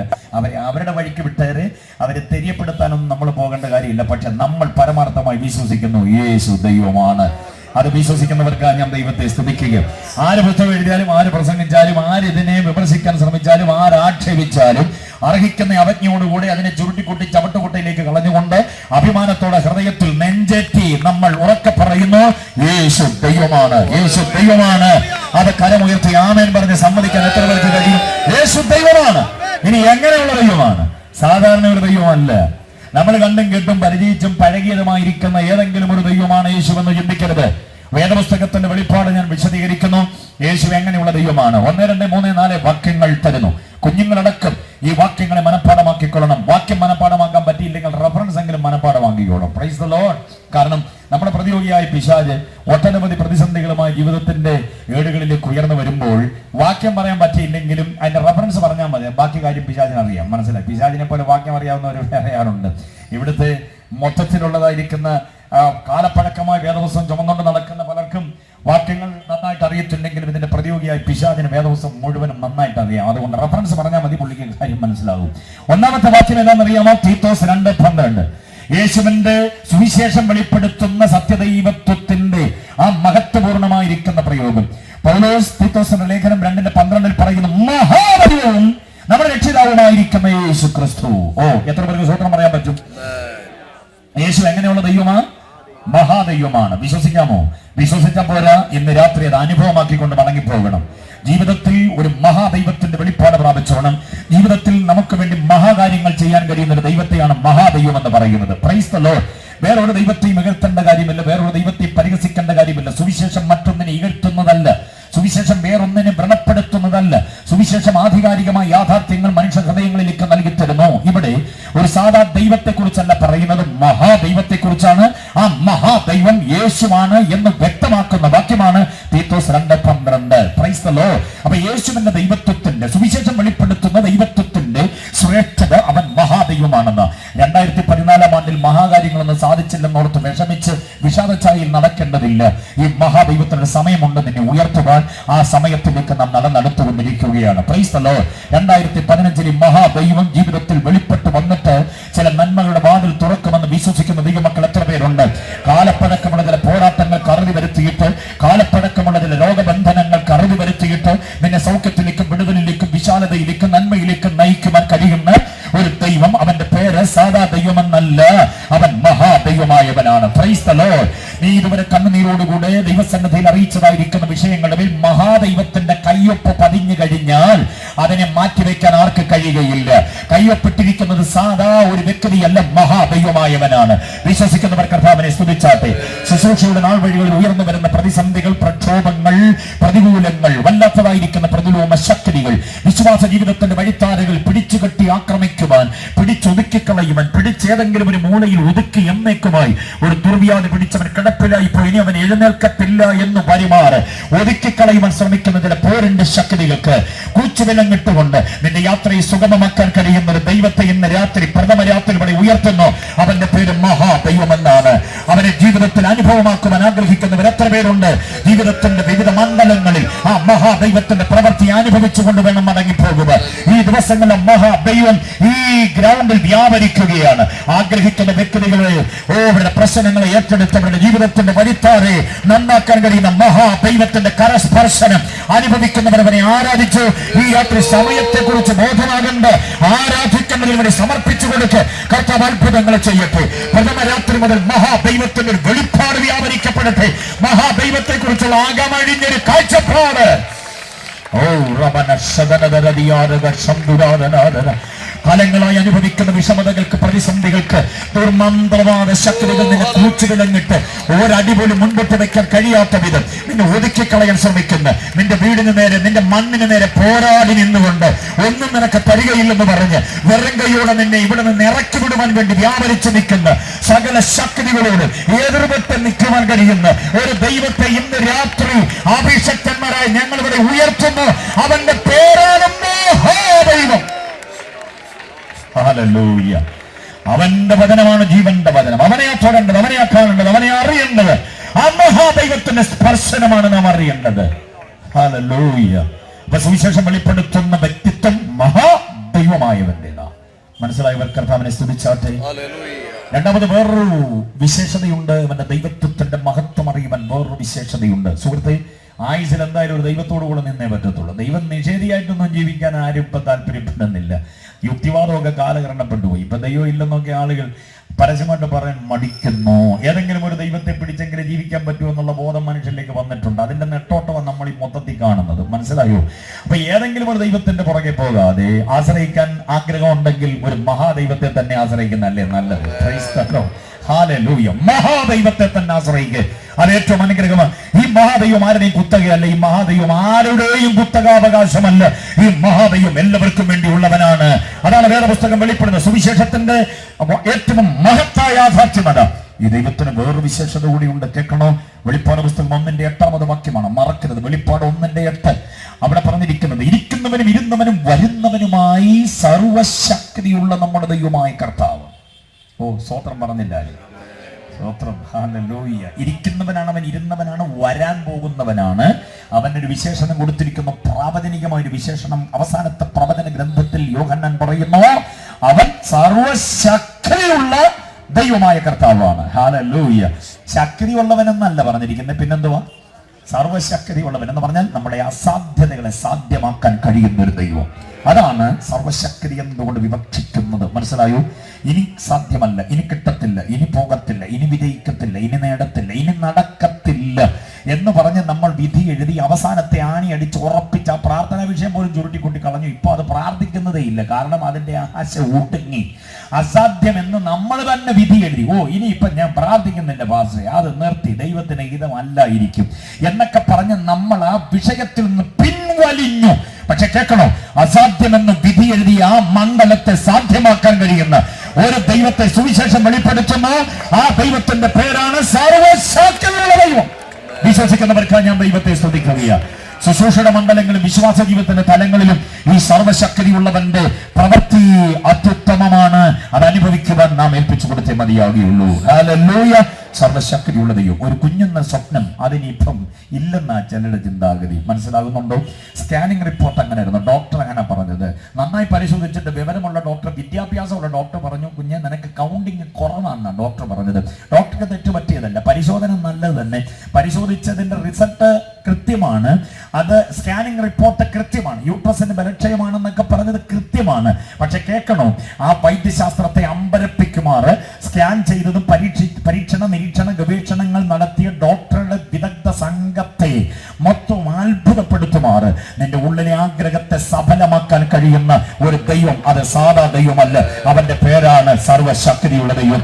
വിശ്വാസത്തോടെ ഏറ്റെടുക്കുന്ന ദൈവമക്കൾക്കായി ഞാൻ ദൈവത്തെ സ്തുതിക്കുകയാണ്. ഇന്ന് രാത്രി വിശ്വാസത്തോടെ ഏറ്റെടുക്കുമെങ്കിൽ നിന്റെ ജീവിതത്തിൽ അത്ഭുതം ചെയ്യാൻ കഴിയും. ഒരിക്കലും വീട്ടാനാവാത്ത കടഭാരം കൊണ്ടും പൊറുക്കത്തില്ലാത്ത വ്യാധി കൊണ്ടും ഭ്രമം കൊണ്ടും വല്ലാത്ത മാനസിക അസ്വസ്ഥതയിലാണെങ്കിൽ ഈ സർവശക്തനെ ഒന്ന് തൊടാൻ പരിശ്രമിക്ക്. അതല്ലെങ്കിൽ അവനൊന്ന് തൊടാൻ നീ ഏൽപ്പിച്ചു കൊടുക്ക്. നിന്റെ ജീവിതത്തെ അവന് വേണ്ടി സമർപ്പിച്ചു കൊടുക്ക്. സുവിശേഷം വെളിപ്പെടുത്തുന്നത് ഈ സർവശക്തനായ കർത്താവിനെയാണ്. ഹല്ലേലൂയ. Praise the lord. യാഗവും യോഗവും ഒന്നും വേണ്ട സുഹൃത്തേ. ഹൃദയം കൊണ്ട് അങ്ങോട്ട് നീ ഒന്ന് സമർപ്പിച്ചു കൊടുക്ക്. സർവശക്തനാണ് അവിടുന്ന് ഞാൻ അറിയുന്നു, അതുകൊണ്ട് എന്നെ അങ്ങോട്ട് ഏൽപ്പിച്ചു തരുന്നു. പൊന്നു കർത്താവേ, പിഴകളെ പൊറുക്കണമേ എന്നെ ഏൽപ്പിച്ചു കൊടുത്ത് നിന്നെ മൊത്തത്തിൽ അങ്ങോട്ട് സമർപ്പിക്കുക. സ്വോത്ര കാഴ്ചയുടെ 5 നയാ പൈസ പോലും ബാക്കി വേണ്ട. ഉണ്ടായിരുന്ന എല്ലാം കള്ളും കൂടിയിട്ട് പുകയും വലിച്ച് നാശമാക്കി വീട്ടിൽ കൊണ്ട് എല്ലാം ഇനി നയാ പൈസ ബാക്കിയില്ല. സ്വോത്ര കാഴ്ച പ്രതീക്ഷിക്കുന്ന ഒരു മഹാദൈവമല്ല ഞാൻ പ്രസംഗിക്കുന്ന യേശു. Price the Lord. നിന്റെ കയ്യിൽ നിന്ന് ഒന്നും വേണ്ട, കോഴിയും വേണ്ട, ആടിനും വേണ്ട, യാതൊന്നും വേണ്ട. നിന്റെ ഭൂമിയുടെ ഒരു ഇലകെ അങ്ങോട്ട് തിരിച്ചു കൊടുക്കുകയൊന്നും വേണ്ട. കുരിശടി ഒന്നും പണിത് കൊടുക്കണ്ട. നീ ഈ ദൈവം നിന്നിൽ പ്രസാദിക്കുക. സുഹൃത്തെ, നിന്നെ മദ്യത്തിന്റെ മണമുള്ള, പുകയുടെ നാറ്റമുള്ള, മറ്റ് പലവിധ ദുശീല ദുർഗുണങ്ങളുടെ ഒട്ടനവധി വ്യാപാരമുള്ള നിന്റെ ഈ ശരീരത്തെ യേശുവെ ഞാൻ അങ്ങയ്ക്കായി എന്നെ സമർപ്പിക്കുന്നെന്ന് പരമാർത്ഥമായി ഏൽപ്പിച്ചു കൊടുക്കാൻ കഴിയുമെങ്കിൽ ഒരു സാധാ ദൈവത്തിന്റെ പ്രവൃത്തിയല്ല, സർവശക്തനായവന്റെ പ്രവൃത്തി നിന്റെ ജീവിതത്തിൽ വെളിപ്പെടാൻ ഇടയാകും. നിന്റെ മനസ്സിനെയും മനസാക്ഷിയും വരിഞ്ഞു മുറുക്കിക്കൊണ്ട് പാപത്തിന്റെ അഴുക്ക് ജാലിലെ പുഴുവിനെ പോലെ നിന്നെ കൊണ്ടുപോകുന്ന പിശാചിനെ തള്ളി മാറ്റിയിട്ട് നിന്നെ നിത്യതയിലെത്തിക്കുവാൻ ഈ സർവശക്തനായവന് കഴിയും. വിശ്വസിക്കുന്ന ദൈവമക്കൾ എത്ര പേരുണ്ട്? ആത്മഭാരത്തോടെ ഇന്ന് രാത്രി ഗ്രൗണ്ടിൽ ഇരിക്കുന്ന ദൈവമക്കൾ എത്ര പേരുണ്ട്?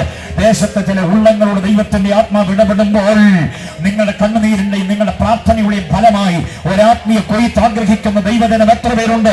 അവരെ കരമടിച്ച് കർത്താവിനെ ആരാധിക്കുമ്പോൾ ചില പ്രത്യേകമായിരിക്കുന്ന ദൈവപ്രവർത്തികൾ വെളിപ്പെട്ടു വരട്ടെ. ഇന്ന് രാത്രി സർവശക്തനായവൻ ചില ഉള്ളങ്ങളോട് ഇടപെടട്ടെ. ഹല്ലേലൂയ. സുവിശേഷം വെളിപ്പെടുത്തുന്നു ഒരു ദൈവത്തെ. ആ ദൈവം സാധാ ദൈവമല്ല, അവൻ സർവശക്തിയുള്ള ദൈവമാണ്.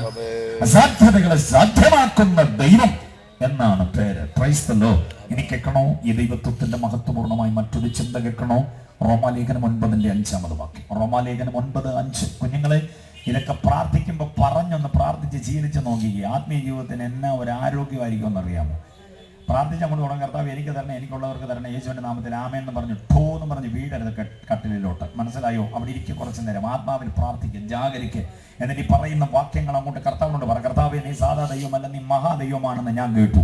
അങ്ങനെയാണെങ്കിൽ എൻ്റെ ജീവിതത്തിൽ മഹാകാര്യങ്ങൾ ചെയ്തേ പറ്റൂ, എൻ്റെ ശുശ്രൂഷയിൽ മഹാകാര്യങ്ങൾ ചെയ്തേ പറ്റൂ. കർത്താവിനോട് ക്ലെയിം ചെയ്ത് അങ്ങോട്ട്, കർത്താവേ, നീ സർവ്വശക്തിയുള്ള ദൈവമാണ്. ഞങ്ങൾക്ക് ശക്തി തരാം. ഞങ്ങൾ കഴിച്ച ആഹാരത്തിന്റെ ശക്തി ഞങ്ങളിലുണ്ട്, ഞങ്ങൾ പഠിച്ച വിദ്യാഭ്യാസത്തിന്റെ ശക്തി ഞങ്ങളിലുണ്ട്, ഞങ്ങൾക്ക് ശക്തി തരാം. പക്ഷേ ഞങ്ങൾ കേട്ടു നീ ശക്തനല്ല, നീ സർവ്വശക്തി ഉള്ളവനാണ്.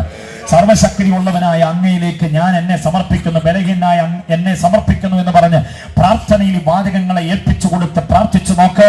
സർവശക്തനായവൻ തന്റെ കരങ്ങളിൽ നിന്നെ വഹിപ്പാനിടയായി തീരും. നിന്നെ തകർത്ത് കളയുമെന്ന് പറയുന്ന പിശാചിന്റെ തന്ത്രങ്ങളുടെ മുൻപിൽ നിന്നെ ഒപ്പൂറ്റി ഉറപ്പിച്ച് തല നിവർത്തി നിർത്തുവാൻ കഴിയുന്ന ഒരു സർവശക്തൻ ഇന്ന് രാത്രി നിന്നെ ഭരമേൽക്കുകയാണ്. അവൻ തന്റെ കരം കൊണ്ട് നിന്നെ ഏറ്റെടുക്കുകയാണെന്ന് വിശ്വസിക്കുന്ന മക്കൾ എത്ര പേരുണ്ട്? ഭയത്തിന്റെ ചിന്തകൾ മാറിപ്പോകട്ടെ, അവന്റെ കരങ്ങളിലേക്ക് ഏൽപ്പിച്ചു കൊടുക്കാനിടയാകണം. ഹല്ലേലൂയ. റോമാലേഖനം 9:5 വാക്യത്തിൽ പറയുന്നു, അവൻ സർവത്തിനും മീതെ എന്നേക്കും ദൈവമായി എന്നേക്കും വാഴ്ത്തപ്പെട്ടവൻ. സ്വതന്ത്രം പറയാമോ? യേശു എങ്ങനെയുള്ള ദൈവമാ? സർവത്തിനും മീതെയുള്ള ദൈവം. എത്ര പേർക്ക് വിശ്വസിക്കാൻ കഴിയുന്നുണ്ട്?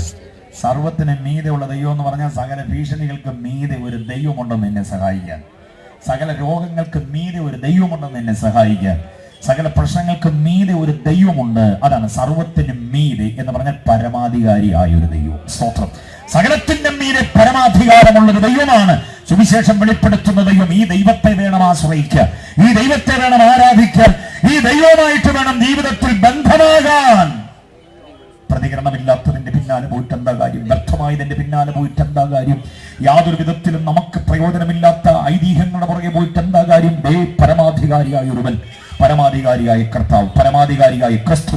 അവന്റെ വാക്കിന് മുമ്പിൽ ഭൂതപ്രേത പിശാചുക്കൾ അടങ്ങുന്നു, അവന്റെ വാക്കിന് മുമ്പിൽ തിരമാലകൾ അടങ്ങുന്നു, അവന്റെ വാക്കിന് മുമ്പിൽ സമുദ്രം നിശ്ചലമാകുന്നു, അവന്റെ വാക്കിന് മുമ്പിൽ കാറ്റ് കൊടുങ്കാറ്റ് അടങ്ങുന്നു, അവന്റെ വാക്കിന് മുമ്പിൽ ആയുധധാരികളായിരിക്കുന്ന ചക്രവർത്തിമാരും സാമ്രാജ്യക്കളും അടങ്ങി നിൽക്കുന്നു. അതാണ് അവന് വേണമെന്ന് തോന്നുമ്പോൾ ആക്കി വെക്കുന്നു, വേണ്ടാന്ന് തോന്നുമ്പോൾ ഇറക്കി കളയുന്നു. അതൊക്കെയാണ് ഭുവനീയ സാമ്രാജ്യങ്ങളെ ആക്കി വെച്ചവൻ, അതിനെ വേണ്ട എന്ന് വെച്ചവൻ. അതവന്റെ പരമാധികാരത്തിന്റെ തെളിവ്. ദൈവമക്കൾക്ക് ധ്യാനിക്കാൻ ഒരു വാക്യം കൂടെ ഞാൻ തന്നുവിടാം. ആവർത്തന പുസ്തകം 32:39. മറക്കല്ലേ ആ വാക്യം. 32:39 പ്രസംഗിച്ച അദ്ദേഹത്തിൽ എങ്ങനെ വേണമെങ്കിൽ കയറി പ്രസംഗിക്കാവുന്ന ഒരു അനുഗ്രഹീത വാക്യം. എന്റെ കർത്താവിന്റെ പരമാധികാരം വെളിപ്പെടുത്തുന്ന മഹത്വരമായ ഒരു വാക്യം. ഇസ്രായേലിനെ ചുട്ടുപൊള്ളുന്ന മണലാരണ്യത്തിൽ അവർക്ക് നമ്പരമില്ലാതെ, ഒരു ബലഹീനനുമില്ലാതെ, ഒരു നായി പോലും അവരുടെ നേരെ കുരയ്ക്കാതെ, ഒരു രാജാവ് പോലും അവർക്ക് ഉപരോധം ഏർപ്പെടുത്താതെ, അവർക്ക് വേണ്ടുന്നതെല്ലാം പരിപാലിച്ചു കൊടുത്തവരെ നടത്തിക്കൊണ്ടുവന്ന പരമാധികാരി അവൻ തന്നെ പറയുന്നു 32:39, ഞാൻ മാത്രമേ ഉള്ളൂ, ഞാനല്ലാതെ ദൈവമില്ല. ഞാൻ കൊല്ലുന്നു, ഞാൻ ജീവിപ്പിക്കുന്നു, ഞാൻ തകർക്കുന്നു, ഞാൻ സൗഖ്യമാക്കുന്നു. ഇങ്ങനൊരു ദൈവം സുവിശേഷം വെളിപ്പെടുത്തുന്ന ദൈവം. കൊല്ലാനും തല്ലാനും ഓടിക്കാനും ചതയ്ക്കാനും തല്ലി നിന്നെ തറയിലിട്ടിട്ട് പിന്നെ പിടിച്ചെഴുന്നേപ്പിച്ച് നടത്താൻ പരമാധികാരമുള്ളവൻ. ആരും അവനോട് ചോദിക്കത്തില്ല. മനസ്സിലാകുന്നുണ്ടോ? ഇങ്ങനെയുള്ള ദൈവത്തെ ആ സുവിശേഷം വെളിപ്പെടുത്തുന്നത്, ആ സുവിശേഷം പ്രസംഗിക്കുവാൻ ഞങ്ങൾക്കുള്ള ആർജവത്വവും ഈ ദൈവം ഇതിനുണ്ട് എന്നുള്ളത് കൊണ്ടാണ്. സ്തോത്രം പറഞ്ഞാത്ത കരങ്ങൾ ഉയർത്തി. അപ്പോൾ ഇങ്ങനെ പരമാധികാരിയായ ദൈവം നിനക്കുണ്ട്. സർവത്തിനും മീതെ, അനുവദിക്കുന്ന ഭീഷണികൾക്ക് മീതെ, അനുവദിക്കുന്ന ആക്ഷേപങ്ങൾക്ക് മീതെ, അനുവദിക്കുന്ന രോഗബന്ധനങ്ങൾക്ക് മീതെ, അനുവദിക്കുന്ന ദുർമന്ത്രവാദ ശക്തികൾക്ക് മീതെ, അനുവദിക്കുന്ന സമസ്ത ആഭിചാര ദോഷങ്ങൾക്ക് മീതെ, കാലപ്പഴക്കമുള്ള ചില ശാപദോഷങ്ങൾക്കും മീതെ പരമാധികാരിയായ ഒരു ദൈവമുണ്ട്. അതാണ് സുവിശേഷം വെളിപ്പെടുത്തുന്ന ദൈവം. വിശ്വസിക്കുന്ന ദൈവമക്കൾക്കായി ഞാൻ കർത്താവിനെ വാഴ്ത്തുകയാണ്. അവനെയാണ് ഞങ്ങൾ തൊട്ടു രുചിച്ചു അനുഭവിച്ചു അറിഞ്ഞു എന്നൊക്കെ പറയുന്നത്. ആമേൻ. റോമാ ഗവൺമെന്റ് എല്ലാം കൂടെ വാളം തേച്ചു പിടിച്ച് പത്രോസിന്റെ യോഗം തന്നെയൊക്കെ പുറകെ വന്നിട്ട് തന്റെ ഇടമായി നിന്നുകൊടുത്തേണ്ട കാരണം ഈ പരമാധികാരിയെ കുറിച്ചുള്ള വെളിപ്പാടകത്തുള്ളത് കൊണ്ടാണ്. ഇന്ന് രാത്രി ഞാനൊരു കാര്യം പറയാം. വിശ്വാസ ജീവിതത്തിനെതിരെ ശക്തമായിരിക്കുന്ന പടപ്പുറപ്പാടുകൾ തുടങ്ങിയിട്ടുണ്ട്. കരുത്തോടെ നിൽക്കാൻ കഴിയണമെങ്കിൽ കിലുകിലുക്കുന്ന കുന്തങ്ങളും വെട്ടിത്തിളങ്ങുന്ന വായ്ത്തലയുള്ള വാളുകൾ നമുക്കെതിരെ ഉണ്ട്. കരുത്തോടെ നിൽക്കാൻ നമുക്ക് കഴിയണമെന്നുണ്ടെങ്കിൽ ഈ പരമാധികാരിയെ കുറിച്ചുള്ള വെളിപ്പാടകത്തുണ്ടായേ പറ്റൂ. Praise the lord. ആരാണ്ടൊക്കെ കണ്ണുരുട്ടി കാണിച്ചപ്പോൾ ഭീഷണിപ്പെടുത്തിയപ്പോൾ ചിലരെല്ലാം മടങ്ങി തിരിച്ചു കയറിപ്പോയി. വാപ്പസി എന്ന് പറഞ്ഞപ്പോൾ വീട്ടിൽ കയറാന്ന് പറഞ്ഞപ്പോൾ ചിലരൊക്കെ വീട്ടിൽ തിരിച്ചു കയറിപ്പോയി. പക്ഷേ കോഴിക്കുഞ്ഞിനെ തരാന്നോ, ആട്ടുകുഞ്ഞിനെ തരാന്നോ, ആനക്കുഞ്ഞിനെ തരാന്നോ, നമ്മളെ തൂക്കി നോക്കിയിട്ട് 916-ന്റെ തനി തങ്കം തുല്യ തൂക്കത്തിനനുസരിച്ച് തരാന്ന് പറഞ്ഞാലും അങ്ങനെ വീട്ടിൽ കയറാൻ നമ്മൾ ഒരുക്കമല്ല. കാരണം നമ്മെ വിളിച്ചിറക്കിയതൊരു പരമാധികാരി. വിശ്വസിക്കുന്നവർക്ക് ഞാൻ ദൈവത്തെ സ്തുതിക്കുകയാണ്. Price the Lord. ഏതെങ്കിലും ഔദാര്യത്തിന്റെ പുറകെ പോയവരെ ഓർത്ത് സങ്കടപ്പെടുന്നില്ല, പോകേണ്ടവരെ പോയിട്ടുള്ളൂ. Price the Lord. ഇവനെ എങ്ങനെയെങ്കിലും ഒന്ന് പോക്കി തന്നതിന്റെ തമ്പുരനെ സഭ നന്നായനല്ലോ എന്ന് ഓർത്ത് വിഷമിച്ച് നമ്മൾ പ്രാർത്ഥിച്ചതിന്റെ മറുപടിയാ ചിലർ പോയത്. മനസ്സിലാകുന്നുണ്ടോ? ഇവനകത്ത് നിന്നാലും ഗുണം ഉണ്ടാകത്തില്ല. കാരണം അവിടെ കൊടുക്കാന്ന് പറഞ്ഞാൽ അങ്ങോട്ടും ഇവിടെ കൊടുക്കാന്ന് പറഞ്ഞാൽ ഇങ്ങോട്ടും മാറിപ്പോകുന്ന ചാഞ്ചാടി നടക്കുന്ന സകല പുള്ളികളും പോട്ടെ. ഇവിടെ ഒരു കുഞ്ഞ് എൻ്റെ ഒരു മോൻ ഇവിടെ പാടിയുള്ള ഒരു പാട്ട്, അതിനകത്ത് കുറെ പേരുടെ പേര് വിവരങ്ങൾ പറയുന്നത് കേട്ടു. കള്ളു കുടിക്കുന്ന ആരാണ്ടും അങ്ങനെ ഇങ്ങനെ കുറെ പേര് പറഞ്ഞൊരു പാട്ട് പാടി എന്ന് പറഞ്ഞ പോലെ ഇങ്ങനെയുള്ള ആശാന്മാരെല്ലാം പോകുന്നതാണ് നല്ലത്. നിൽക്കുന്നവരെ ഓർത്ത് ഞാനൊരു കാര്യം പറയാം. കർത്താവ് വീശുമുറം കൊണ്ട് ശക്തമായി വീശുന്നു. ഈ വീശലിന്റെ കാറ്റേറ്റ് പതറിപ്പോകുന്നവരും പാറിപ്പോകുന്നതുമൊക്കെ പതിരാണ്. മനസ്സിലാകുന്നുണ്ടോ? പതിരുകൾ പാറിപ്പോകുമ്പോൾ ഇതിനകത്ത് കിടക്കുന്നതുണ്ട്, അത് മണികളാണ്. അത് കളപ്പുരയിൽ ചേർക്കേണ്ടതാണ്, കളപ്പുരയിൽ ചേർക്കേണ്ടതാണ്. ഇന്ന് രാത്രി തീരുമാനമെടുത്തോണം. പതിരാകാൻ താല്പര്യമുണ്ടോ, അതോ നല്ല മണികളാകാൻ താല്പര്യമുണ്ടോ? ഒട്ടനവധി പ്രതിസന്ധികൾ ഉണ്ടാവും. പക്ഷേ പ്രതിസന്ധികളുടെ മുമ്പിൽ പതറാതെ നിൽക്കാൻ കഴിയണമെങ്കിൽ യേശു അകത്ത് വേണം, യേശു അകത്ത് വേണം. Price the Lord. എങ്ങനെയുള്ള യേശു? ഒരു സാധാ യേശുവല്ല. കുരുടനെ കണ്ണുകൊടുത്തതും ജഗതിനെ കേൾപ്പിക്കുമാറാക്കിയവനും കൂനിയായിരുന്നവളെ നിവർത്തിയതുമായ എന്തെങ്കിലും ഇന്ദ്രജാല മഹേന്ദ്രജാലങ്ങൾ ചെയ്യുന്ന ഒരു യേശു എന്ന് സാധാ യേശുവല്ല, പരമാധികാരിയായ ഒരു യേശു അകത്തുണ്ടെങ്കിൽ, അവൻ നിന്റെ കൈപിടിച്ചിട്ടുണ്ടെങ്കിൽ ആർക്കും നിന്നെ ഭയപ്പെടുത്താൻ പറ്റില്ല. മുൻപോട്ട് വീഴണ്ട വന്നാലും ഈ കർത്താവ് നിന്നെ കരങ്ങളിൽ ഏൽപ്പിക്കൊള്ളും. വിശ്വസിക്കുന്നവർക്കായി ദൈവത്തെ സ്തുതിക്കുകയാണ്. Price the Lord. എനിക്ക് ഭയങ്കര ഇഷ്ടം തോന്നുന്നൊരു പദമാണ് കർവാപ്പസി. വളരെ സന്തോഷമുണ്ട്. കർവാപ്പസി എന്നുള്ളത് നമ്മൾ കേൾക്കാൻ പോവുകയാണ്. എപ്പോഴാണെന്നറിയാമോ? പുനരാഗമനത്തിങ്കൽ മക്കളെ കയറി വരിക. എവിടേക്ക്? വീട്ടിൽ കയറി പോരാൻ. Price the Lord. ഇവിടെ നമുക്ക് സ്വന്തമായി വീടില്ലല്ലോ. നമുക്ക് വീടൊരുക്കാൻ പോയവൻ വീടിന്റെ പണി തീർന്നു കഴിയുമ്പോൾ വീട്ടിൽ പോര മക്കളെ എന്ന് വിളിക്കും, കർവാപ്പസി എന്ന് വിളിക്കും.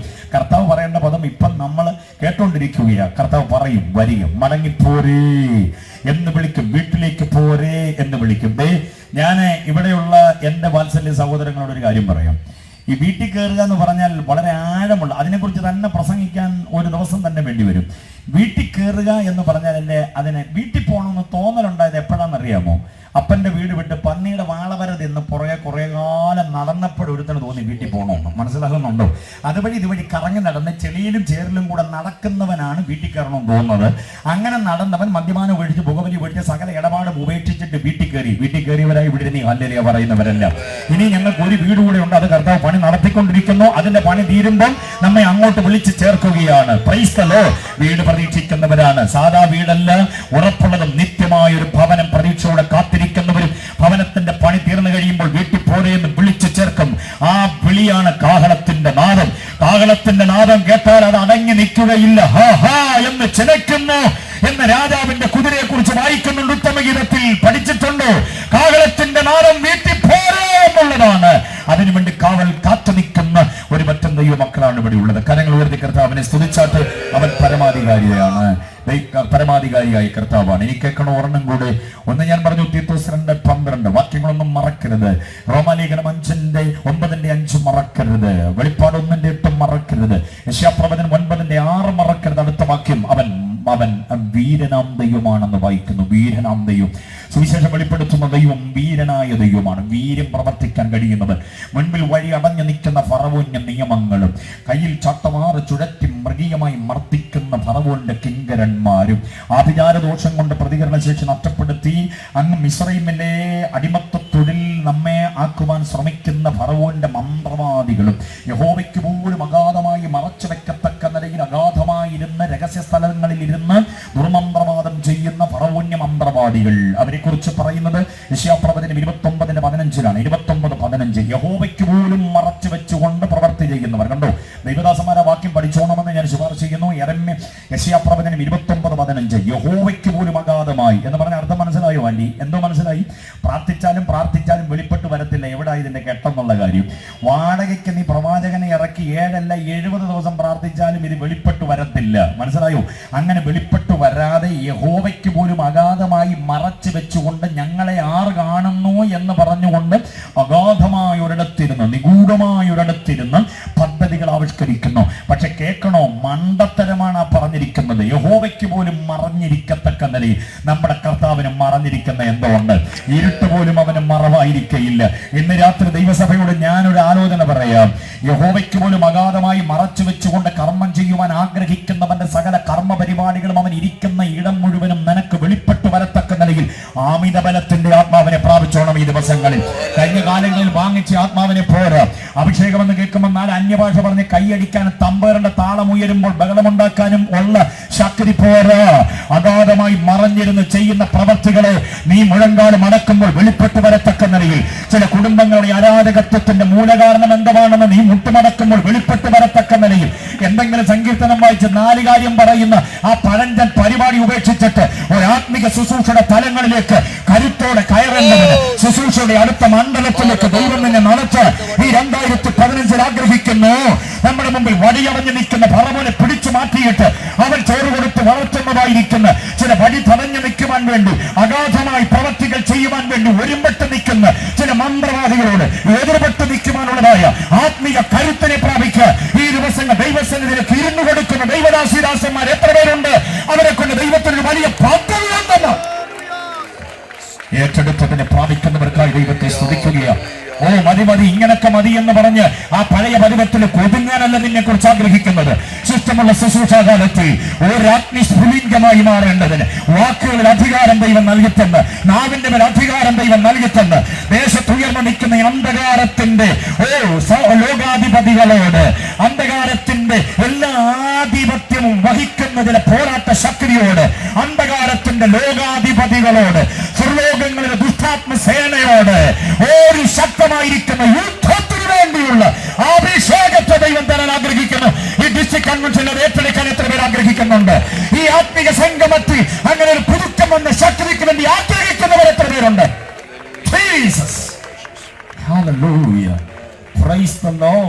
ജനത്തെ ഒതുക്കിക്കളയുന്ന, ജനത്തെ ഒടുക്കിക്കളയുന്ന, ജനത്തെ ചിതറിച്ചു കളയുന്ന, എത്ര ശുശ്രൂഷിച്ചാലും അടക്കി നിർത്തുവാൻ കഴിയാത്ത വിധം ചിതറിച്ചു കളയുന്നതിന് വേണ്ടി അഗാധമായി ചെയ്യുന്ന ചില പ്രവർത്തികളോട് എതിരിട്ട് നിൽക്കുവാൻ കഴിയുന്ന ഒരു ആർജവത്വം, ഒരു അതിജീവനത്തിന്റെ കരുത്ത്. അതാണ് ഈ ദിവസങ്ങളിൽ കർത്താവ് തരാൻ ആഗ്രഹിക്കുന്നത്. അത് തരുന്ന ആ ദൈവത്വത്തിന്റെ മഹത്വത്തെയാണ് യെശയ്യാ അവിടെ പറയുന്നത്. വീരനാം ദൈവം. കരങ്ങൾ ഉയർത്തി സ്തുതിച്ചാട്ടെ. യേശു എങ്ങനെയുള്ള ദൈവമാ? അപ്പൊ സുവിശേഷം എന്താണെന്ന് മനസ്സിലായോ? സുവിശേഷം എന്ന് പറഞ്ഞാൽ തിളക്കമാർന്ന മനുഷ്യത്വം ഉള്ള ക്രിസ്തുവിനെ, മഹത്വമാർന്ന ദൈവത്വത്തിന്റെ വിവിധ മുഖങ്ങളുള്ള യേശുവിനെ കുറിച്ച് പറയുന്നതാണ് സുവിശേഷം. ഒന്നുകൂടെ ഞാനൊരു വാചകം ആവർത്തിക്കുന്ന മുമ്പ് പറഞ്ഞു വിട്ടത്, അവന്റെ മനുഷ്യത്വത്തിന്റെ ആഴം അറിയുന്നത് അനുകരിച്ചവനെ പോലെയാകാനും, അവന്റെ ദൈവത്വത്തിന്റെ മഹത്വപൂർണമായ ചിന്തകൾ അപഗ്രഥിക്കുന്നത് അവനെ മാത്രം ആശ്രയിക്കുവാനും, അവനിലൂടെ പോരാട്ടത്തിനുള്ള ആർജവത്വം പ്രാപിക്കേണ്ടതിനും വേണ്ടിയാണ് എന്ന് തിരിച്ചറിഞ്ഞോണം. 1 കുറിപ്പിൽ നിന്ന് ഞാൻ വിടകൊള്ളുന്നു. 2, 3, 4 വേഗം പറഞ്ഞു പോകാം. സുവിശേഷത്തിനൊരു സന്ദേശമുണ്ട്, ഒരു വ്യക്തിത്വമുണ്ട്. അതാണ് ഞാൻ ഇതുവരെ പറഞ്ഞത്. അത് ക്രിസ്തുവാണ്. മനുഷ്യത്വത്തിൽ തിളക്കമുള്ള, ദൈവത്വത്തിൽ മഹത്വമുള്ള ഒരു വ്യക്തിത്വം അത് സുവിശേഷത്തിനുണ്ട്. അത് കഴിയുന്നു. അടുത്തത്, സുവിശേഷത്തിൽ ഒരു സന്ദേശമുണ്ട്, ഒരു വിലപ്പെട്ട സന്ദേശം. അതെന്താണെന്നാ ഇനി പറയാൻ പോകുന്നത്. ശ്രദ്ധിച്ചു കേട്ടോണം. സുവിശേഷത്തിന്റെ സന്ദേശം പറഞ്ഞിരിക്കുന്നത് അപ്പോസ്തലപ്രവൃത്തി 14:15 വാക്യമാണ്. അപ്പോസ്തലപ്രവൃത്തി 14 വാക്യം. അവിടെ പറയുന്നത് ഇങ്ങനെയാണ്. ആ സന്ദേശം എന്താണെന്ന് അറിഞ്ഞോണം. പൗലോസ് ഇങ്ങനെ പറയുന്നു: ഈ വ്യർത്ഥകാര്യങ്ങളെ വിട്ട് നിങ്ങൾ ആകാശവും ഭൂമിയും സമുദ്രവും അവയിലുള്ള സകലവും ഉണ്ടാക്കിയ ജീവനുള്ള ദൈവത്തിങ്കിലേക്ക് തിരിഞ്ഞുകൊള്ളേണം എന്നുള്ള സുവിശേഷം ഞങ്ങൾ നിങ്ങളോട് അറിയിക്കുന്നു. സ്വന്തം പറഞ്ഞാട്ടെ. അപ്പൊ സുവിശേഷത്തിന്റെ സന്ദേശം എന്താണെന്ന് മനസ്സിലായോ? ജീവനായ ദൈവത്തിങ്കിലേക്ക് തിരിഞ്ഞുകൊള്ളണം എന്നതാണ് സുവിശേഷം. സുവിശേഷത്തിനൊരു സന്ദേശമുള്ളത് എല്ലാവരോടും തിരിഞ്ഞു വാ എന്നുള്ളതാണ്. മനസ്സിലാകുന്നുണ്ടോ? മടങ്ങി വാ എന്ന് പറഞ്ഞാൽ മാനസാന്തരപ്പെട്ടു വാ എന്നുള്ളതാണ് സുവിശേഷത്തിന്റെ സന്ദേശം. അതിനകത്തെ ആ വാക്യത്തിന്റെ ഘടന ഗംഭീരമാണ്. വ്യർത്ഥകാര്യങ്ങളെ വിട്ടുവരണം, ദൈവത്തിങ്കിലേക്ക് വരണമെന്ന് പറഞ്ഞാൽ ഏത് ദൈവത്തിങ്കിലേക്ക്? ജീവനായ ദൈവത്തിങ്കിലേക്ക്. മലയാള വേദപുസ്തകത്തിന് ലിപിയന്തരണത്തിൽ വന്നൊരു പെശകാണ് ജീവൻ ഉള്ള ദൈവം എന്നുള്ളത്. ജീവൻ ഉള്ള ദൈവം എന്ന പ്രയോഗം തെറ്റാണ്. ജീവനായ ദൈവം, അതായത് സകലത്തിനും ജീവൻ കൊടുത്തിരിക്കുന്നത് ദൈവമാണ്. ദൈവം ജീവന്റെ ഉറവിടമാണ്. ജീവൻ ഉള്ള ദൈവം എന്ന് പറഞ്ഞാൽ ആ ജീവൻ എവിടെ നിന്നോ കിട്ടിയതാണ്. ആ ജീവൻ പോകാൻ സാധ്യതയുണ്ടെന്നുള്ളതാണ്. ഓക്കെ, പക്ഷെ ജീവനായ ദൈവം എന്ന് പറഞ്ഞാൽ ജീവനാണ് ദൈവം മൊത്തത്തിൽ. കൊലോസ്യ ലേഖനത്തിലെ വാക്യം കറക്റ്റാ, 3-ാം അധ്യായം. നമ്മുടെ ജീവനായ ക്രിസ്തു വെളിപ്പെടുമ്പോൾ, ജീവനുള്ള ക്രിസ്തു എന്നല്ല, ജീവനായ ക്രിസ്തു. അപ്പോൾ ദൈവം സത്യദൈവം, ഏകസത്യദൈവം, സാക്ഷാൽ സർവശക്തൻ, സർവജ്ഞാനി, സർവവ്യാപി, സർവാധികാരി, നിത്യൻ, മാറ്റമില്ലാത്തവൻ, അത്യുന്നതൻ, സൽഗുണ സമ്പൂർണൻ, പരമകാരുണീയൻ എന്നൊക്കെ തനത് യോഗ്യതകൾ അക്കമിട്ട് നീട്ടിപ്പരത്തി പറയാവുന്ന സാക്ഷാൽ പരബ്രഹ്മം, പരാശക്തി, ജഗം നിയന്താവ്. അതിനെക്കുറിച്ച് ആ ശക്തിയുടെ സവിശേഷതയെ കുറിച്ച് ഇവിടെ ജീവനായ ദൈവം എന്ന് പറയുന്നിരിക്കുന്നത്. മനസ്സിലായോ? ആ ജീവനായ ദൈവത്തിങ്കലേക്ക് ഒരുവൻ വരുമ്പോൾ എങ്ങനെ വരണം? വ്യർത്ഥകാര്യങ്ങളെ വിട്ടിട്ട് വരണം.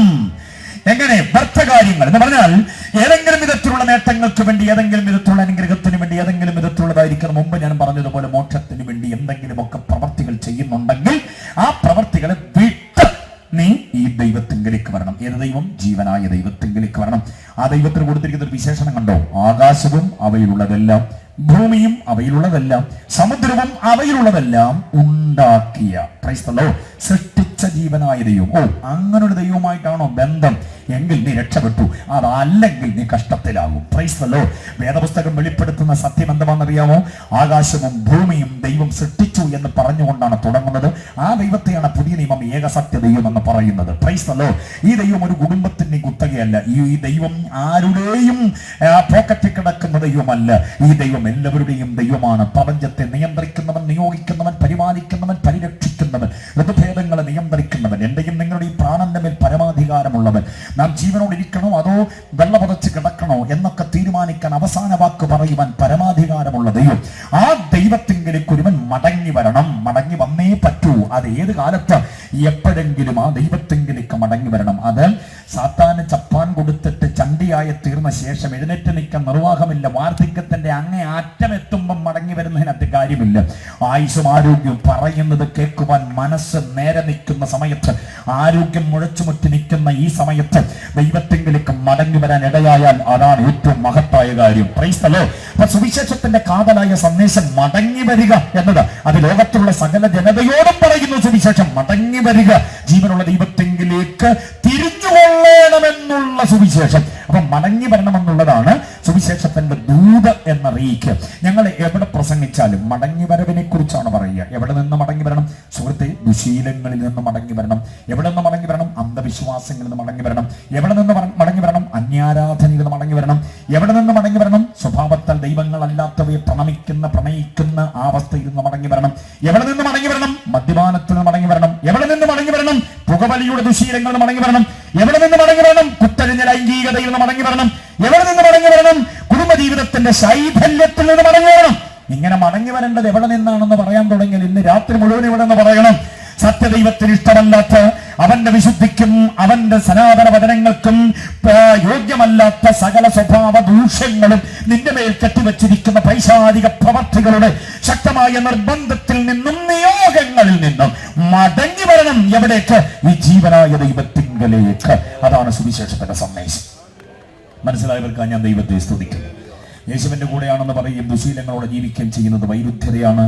യേശുവിനോടൊപ്പമുള്ള ഈ പറഞ്ഞ മഹാദൈവത്തോടൊപ്പമുള്ള ജീവിതം വിശുദ്ധിയുടെ സവിശേഷതയുള്ളതാകണം. ക്രിസ്ത്യാനിയാണെന്ന് അവകാശപ്പെടുകയും കുടിച്ചു കൂത്താടി സ്വന്തം വീട്ടിലേക്ക് കയറിപ്പോകാനും ഇടവഴി അറിയാതെ പതറി നിൽക്കുകയും ചെയ്യുന്ന ക്രിസ്ത്യാനികളെ കണ്ടിട്ടുണ്ടോ? പേര് കേട്ടാൽ അറിയാം മൂത്ത ക്രിസ്ത്യാനിയാ, വീട്ടുപേര് കേട്ടാൽ അറിയാം ക്രിസ്ത്യാനിയാ. പക്ഷേ കള്ളുകൂടി മാറിയിട്ട് നേരമില്ല, പുകവലി മാറിയിട്ട് നേരമില്ല, അടിപിടി ബഹളം, പോലീസ് കേസും വഴക്കും മാറിയിട്ട് ഒരു നേരവുമില്ല. ജീവിതത്തിൽ സാക്ഷ്യമില്ലാതെ ഇങ്ങനെ അലയുന്ന നിരവധി ആളുകളുണ്ട്. സുഹൃത്തെ കേട്ടോണേ, മടങ്ങി വരണം. എവിടെ നിന്ന്? ദൈവത്തിന് ഇഷ്ടമല്ലാത്ത സമസ്ത പ്രവൃത്തി ദോഷങ്ങളിൽ നിന്നും മടങ്ങി വന്നേ പറ്റൂ.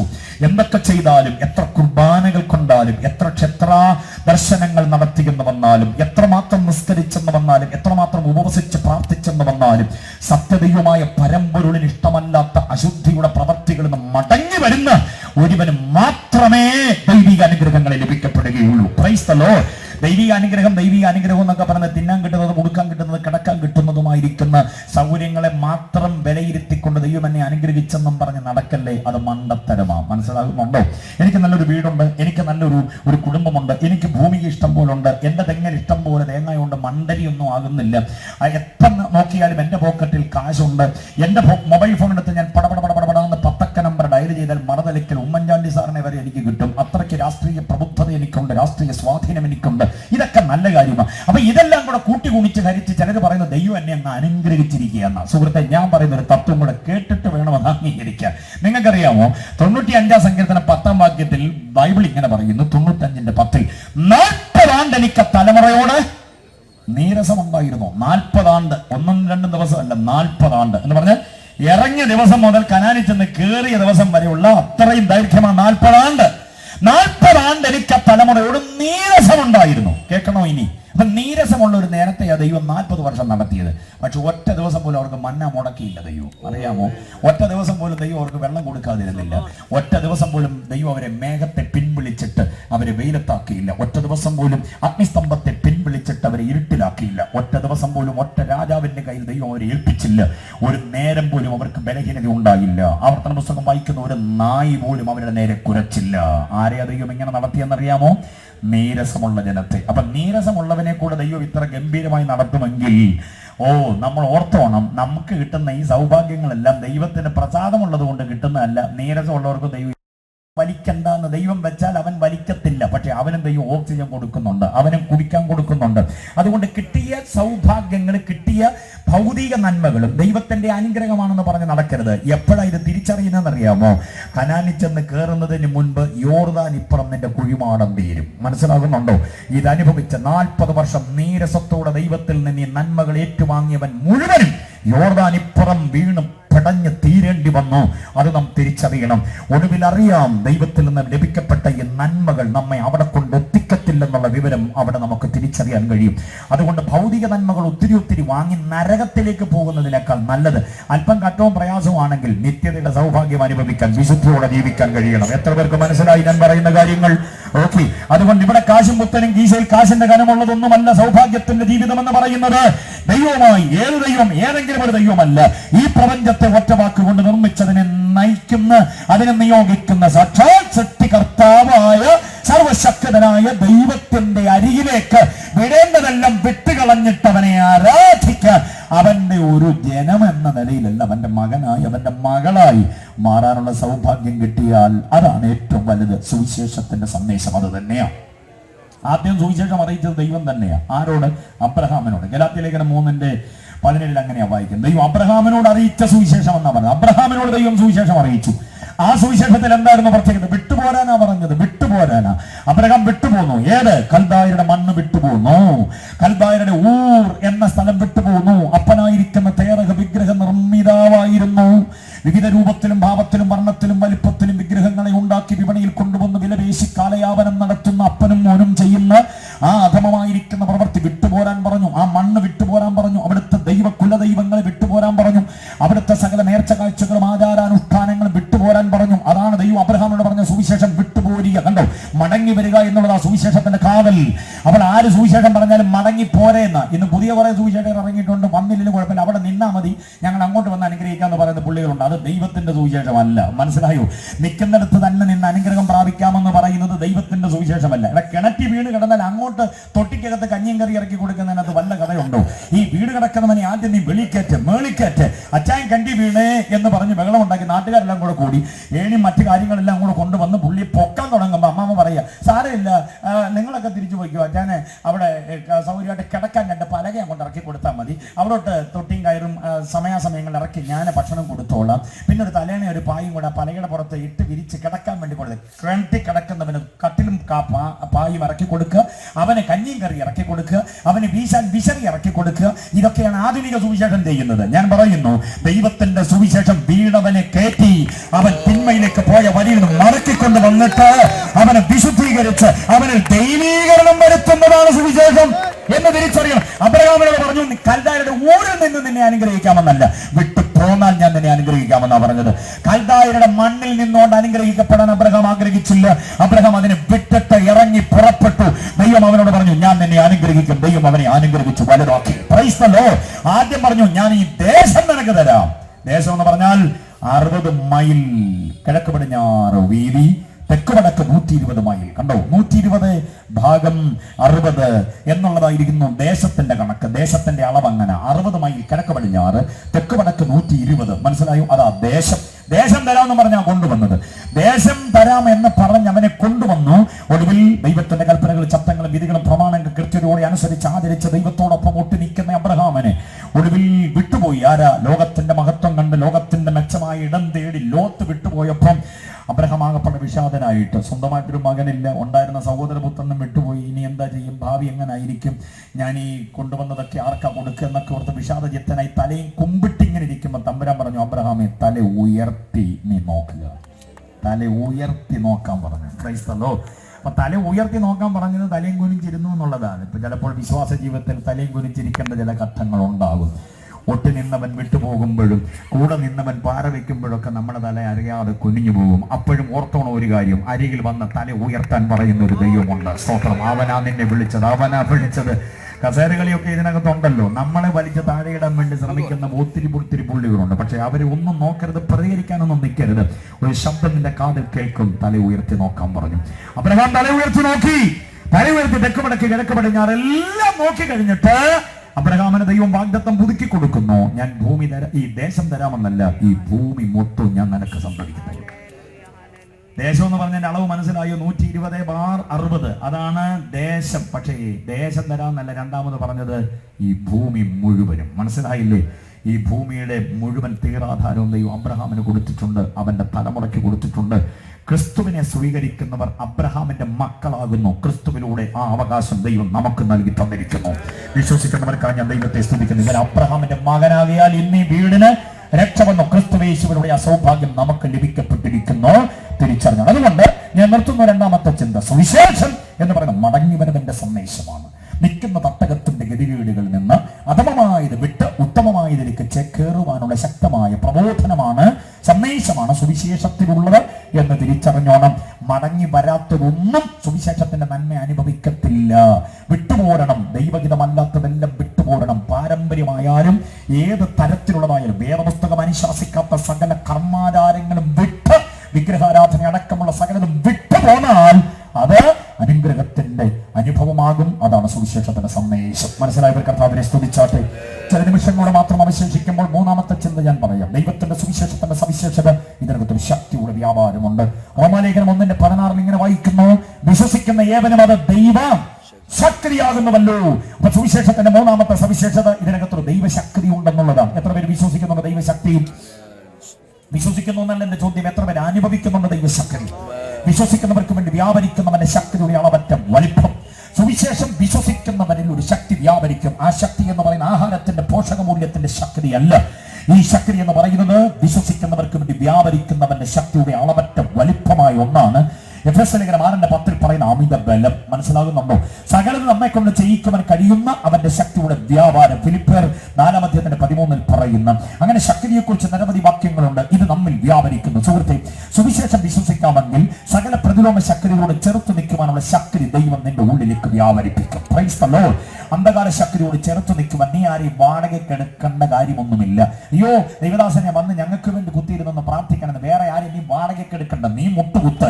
ദൈവത്തിന്റെ ശക്തി നിന്റെ ഉള്ളിൽ ദൈവം വ്യാപരിപ്പിക്കുന്നുണ്ട്. വിശ്വസിക്കുന്നവർക്കായി ദൈവത്തെ സ്തുതിക്കുക. നമ്മെ കൊണ്ടൊന്നും പറ്റത്തില്ലെന്ന് ഓർത്താൽ നമ്മൾ ഈ പലരുടെയും പുറകെ പോകേണ്ടി വരും. അവരുടെ സമയത്താ പിന്നെ നമ്മൾ യോഗം ക്രമീകരിക്കുന്നത്. അപ്പോഴത്തേക്ക് പ്രശ്നം സാത്താൻ കൊണ്ട് മുറുക്കും. മനസ്സിലാകുന്നുണ്ടോ?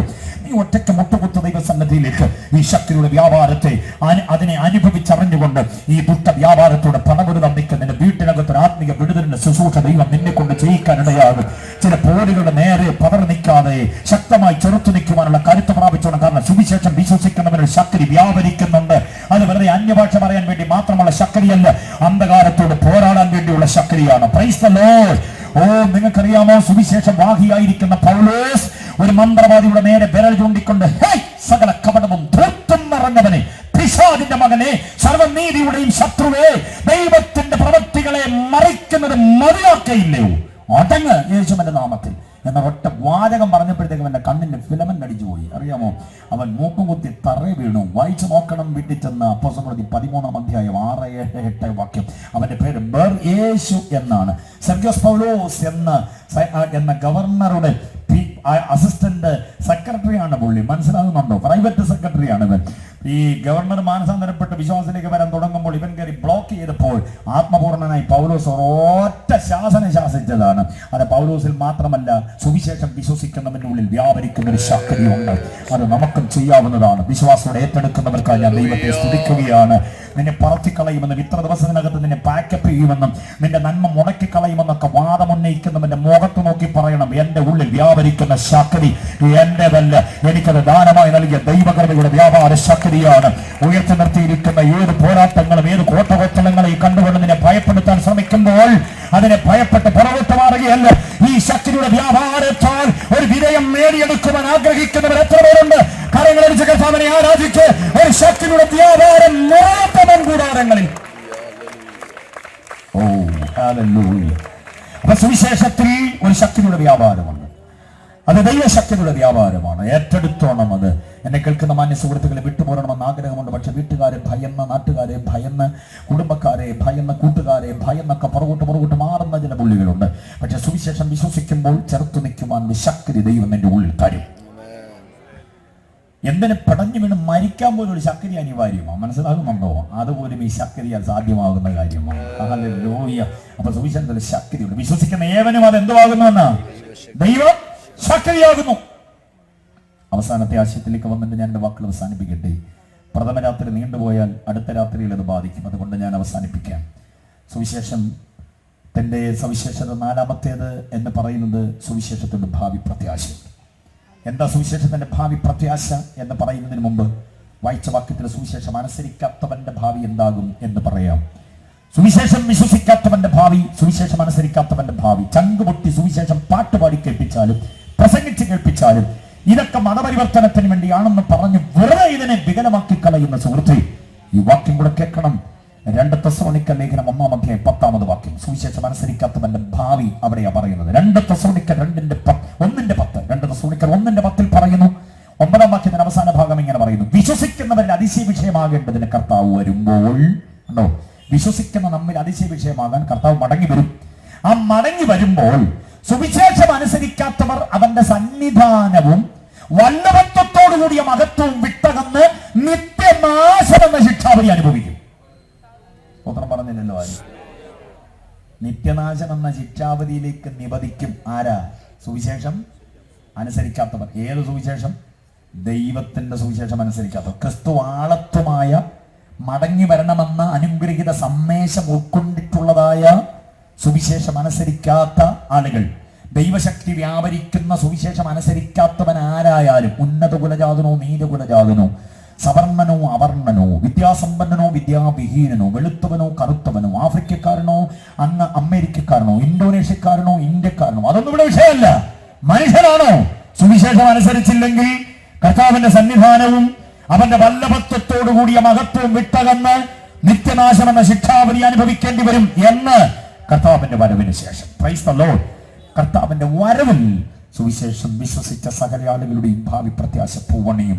കർത്താവ് വരുമ്പോൾ ക്രിസ്തുവിൽ മരിച്ച സകല വിശുദ്ധന്മാരും ഉയർത്തെഴുന്നേൽക്കും.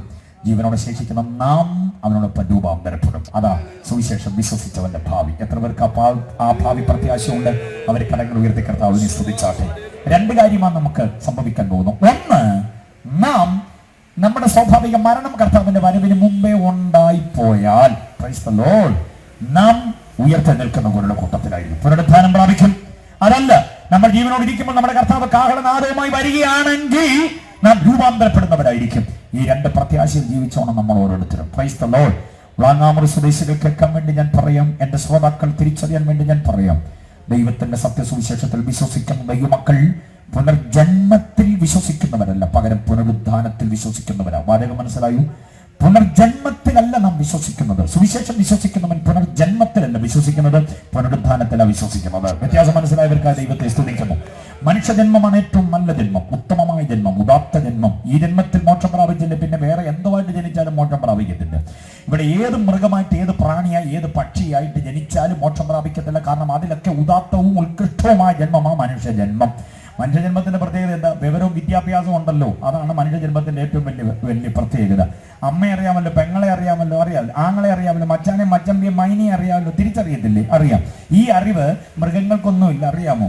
മുട്ടനാടിന് എന്നും അതിന്റെ തള്ളയാടിനോട് ഇതെന്റെ അമ്മയാണെന്നുള്ള സ്നേഹം നിലനിർത്തുവോ? ഇല്ല. അടവിരിച്ച് പുറത്തിറക്കിയ അമ്മക്കോഴിയോട് പൂവൻകോഴി എന്നും ഇതെന്റെ അമ്മയാണെന്നുള്ള ബഹുമാനം നിർത്തുവോ? ഇല്ല. അമ്മയും പെങ്ങളും തിരിച്ചറിയാൻ വയ്യാത്ത വിവരം കെട്ട ജീവിതമാണ് ജീവജാലങ്ങൾക്ക് മറ്റ് മൃഗജാലങ്ങൾക്കെല്ലാം ഉള്ളത്. വിവരമുള്ള മനുഷ്യനായിട്ട് ജനിച്ചിട്ട് മോക്ഷം പ്രാപിക്കുന്നില്ലെങ്കിൽ വിവരമില്ലാത്ത ഏതെങ്കിലും ജീവിയായിട്ട് ജനിച്ചാൽ മോക്ഷം ഉണ്ടാകത്തില്ല. അതുകൊണ്ട് വേദപുസ്തകം ചങ്കോട് അടുക്കി പിടിച്ചുകൊണ്ട് അഭിമാനത്തോടെ ഞങ്ങൾ പറയുന്നു, പുനർജന്മത്തിലല്ല വിശ്വസിക്കുന്നത്, പുനരുത്ഥാനത്തിലാണ് വിശ്വസിക്കുന്നത്. മനുഷ്യൻ മരിച്ച മണ്ണിലേക്ക് ചേരും. മണ്ണിൽ വിലയം പ്രാപിച്ചാലും ഇതിനകത്തു നിന്നവനെ വീണ്ടും വിളിച്ചു ചേർക്കും. അതാ ഞാൻ ആദ്യം പറഞ്ഞ കർവാപ്പസി. കയറി വരുവോ മക്കളെ, മണ്ണിൽ ഉറങ്ങിയത് മതി, കയറിപ്പോരെ, വീട്ടിലേക്ക് പോരെ, മണ്ണിലിറങ്ങിയത് മതി, വീട്ടിൽ പോരെ എന്ന് വിളിച്ചു ചേർക്കുന്ന ഒരു സുദിനമുണ്ട്. അതിന്റെ കർത്താവിന്റെ മടങ്ങി വരവില ഉണ്ടാകുന്നത്. സുവിശേഷം വിശ്വസിക്കുന്നവൻ ആ പുനരുദ്ധാനത്തിലും യേശുവിന്റെ മടങ്ങി വരവിലും വിശ്വസിക്കുമ്പോൾ അവന്റെ സുവിശേഷം വിശ്വസിക്കാത്തവർ പോകുന്നവൻ അവന്റെ നിത്യനാശ തന്നെ ശിക്ഷാവധിയിലേക്ക് നിവദിക്കപ്പെടും. അതിൽ നിന്ന് അവനെ ഉയർത്തിക്കൊണ്ടുവരാൻ ഒരു വക്കീലിനെ കൊണ്ടുമാവില്ല, ഒരു മുതലാളിയും അതിന് പൈസ മുടക്കിയാൽ ശരിയാവില്ല, ഏത് കർമ്മിയും അതിനു വേണ്ടി കർമ്മം ചെയ്താൽ ശരിയാവില്ല, ആരതിനു വേണ്ടി എന്ത് ആത്മീയ കാര്യങ്ങൾ ചെയ്താലും ശരിയാവില്ല. നിത്യനാശത്തിലേക്ക് പോയവൻ സാത്താനോട് നിത്യശിക്ഷാവധിയിൽ അകപ്പെടും. അത് വരാതിരിക്കേണ്ടതിന് ദൈവത്തിന്റെ സുവിശേഷത്തെ അനുസരിച്ച് അതിന്റെ സംസ്കാരത്തിലും അതിന്റെ തനിമയിലും അതിന്റെ ഭാഗ്യകരമായ പ്രത്യാശയിലും അത് വ്യാപരിപ്പിക്കുന്ന ദൈവശക്തിയും ഏറ്റെടുത്തുകൊണ്ട് ഈ സത്യദൈവത്തെ ആശ്രയിച്ച് മനുഷ്യത്വത്തിന്റെ പൂർണ്ണതയുള്ള ക്രിസ്തുവിനെ മോഡലാക്കി ആ പാറ്റേൺ മാതൃകയാക്കിക്കൊണ്ട് മുൻപോട്ട് നീങ്ങുവാൻ സർവ്വകൃപാലുവും പരമകാരുണികനുമായ കർത്താവ് കൃപ ചെയ്യട്ടെ. കണ്ണുകൾ ദൈവസന്നിധിയിൽ അടയട്ടെ, ഹൃദയങ്ങൾ ഏകാഗ്രമാകട്ടെ. ഈ പ്രഥമ രാത്രി ജീവന്റെ വചനം, കണ്ടതും കേട്ടതും രുചിച്ചതും തൊട്ടതുമായ ജീവന്റെ വചനം ഇന്ന് രാത്രി നമ്മൾ കേട്ടുകഴിഞ്ഞു. അതിന്റെ ചില ഭാഗങ്ങൾ അടുത്ത ദിവസങ്ങളിൽ ഇതിന്റെ വിശാലമായിരിക്കുന്ന ചിന്തകൾ ദൈവദാസന്മാരിവിടെ നൽകിത്തരും. ക്രിസ്ത്യാനിത്വത്തിന്റെ മഹത്വപൂർണ്ണമായിരിക്കുന്ന ഈ പ്രത്യാശ അകത്തുള്ള ദൈവമക്കൾ അല്പസമയം ഒരുമിച്ച് കർത്താവിനെ സ്തുതിച്ചാട്ടെ, ഒരുമിച്ച് കർത്താവിനെ മഹത്വപ്പെടുത്തും. പാട്ടിന്റെ അകമ്പടി ഇല്ലാതെ അല്പസമയം കർത്താവിനെ ആരാധിക്കാൻ എത്ര പേർക്ക് കഴിയും? ദൈവശക്തി അകത്ത് വ്യാപരിക്കുന്ന ദൈവമക്കൾ എല്ലാവരും കൂടെ ചേർന്ന് കരമടിച്ചവനെ ആരാധിക്കാൻ അല്പസമയം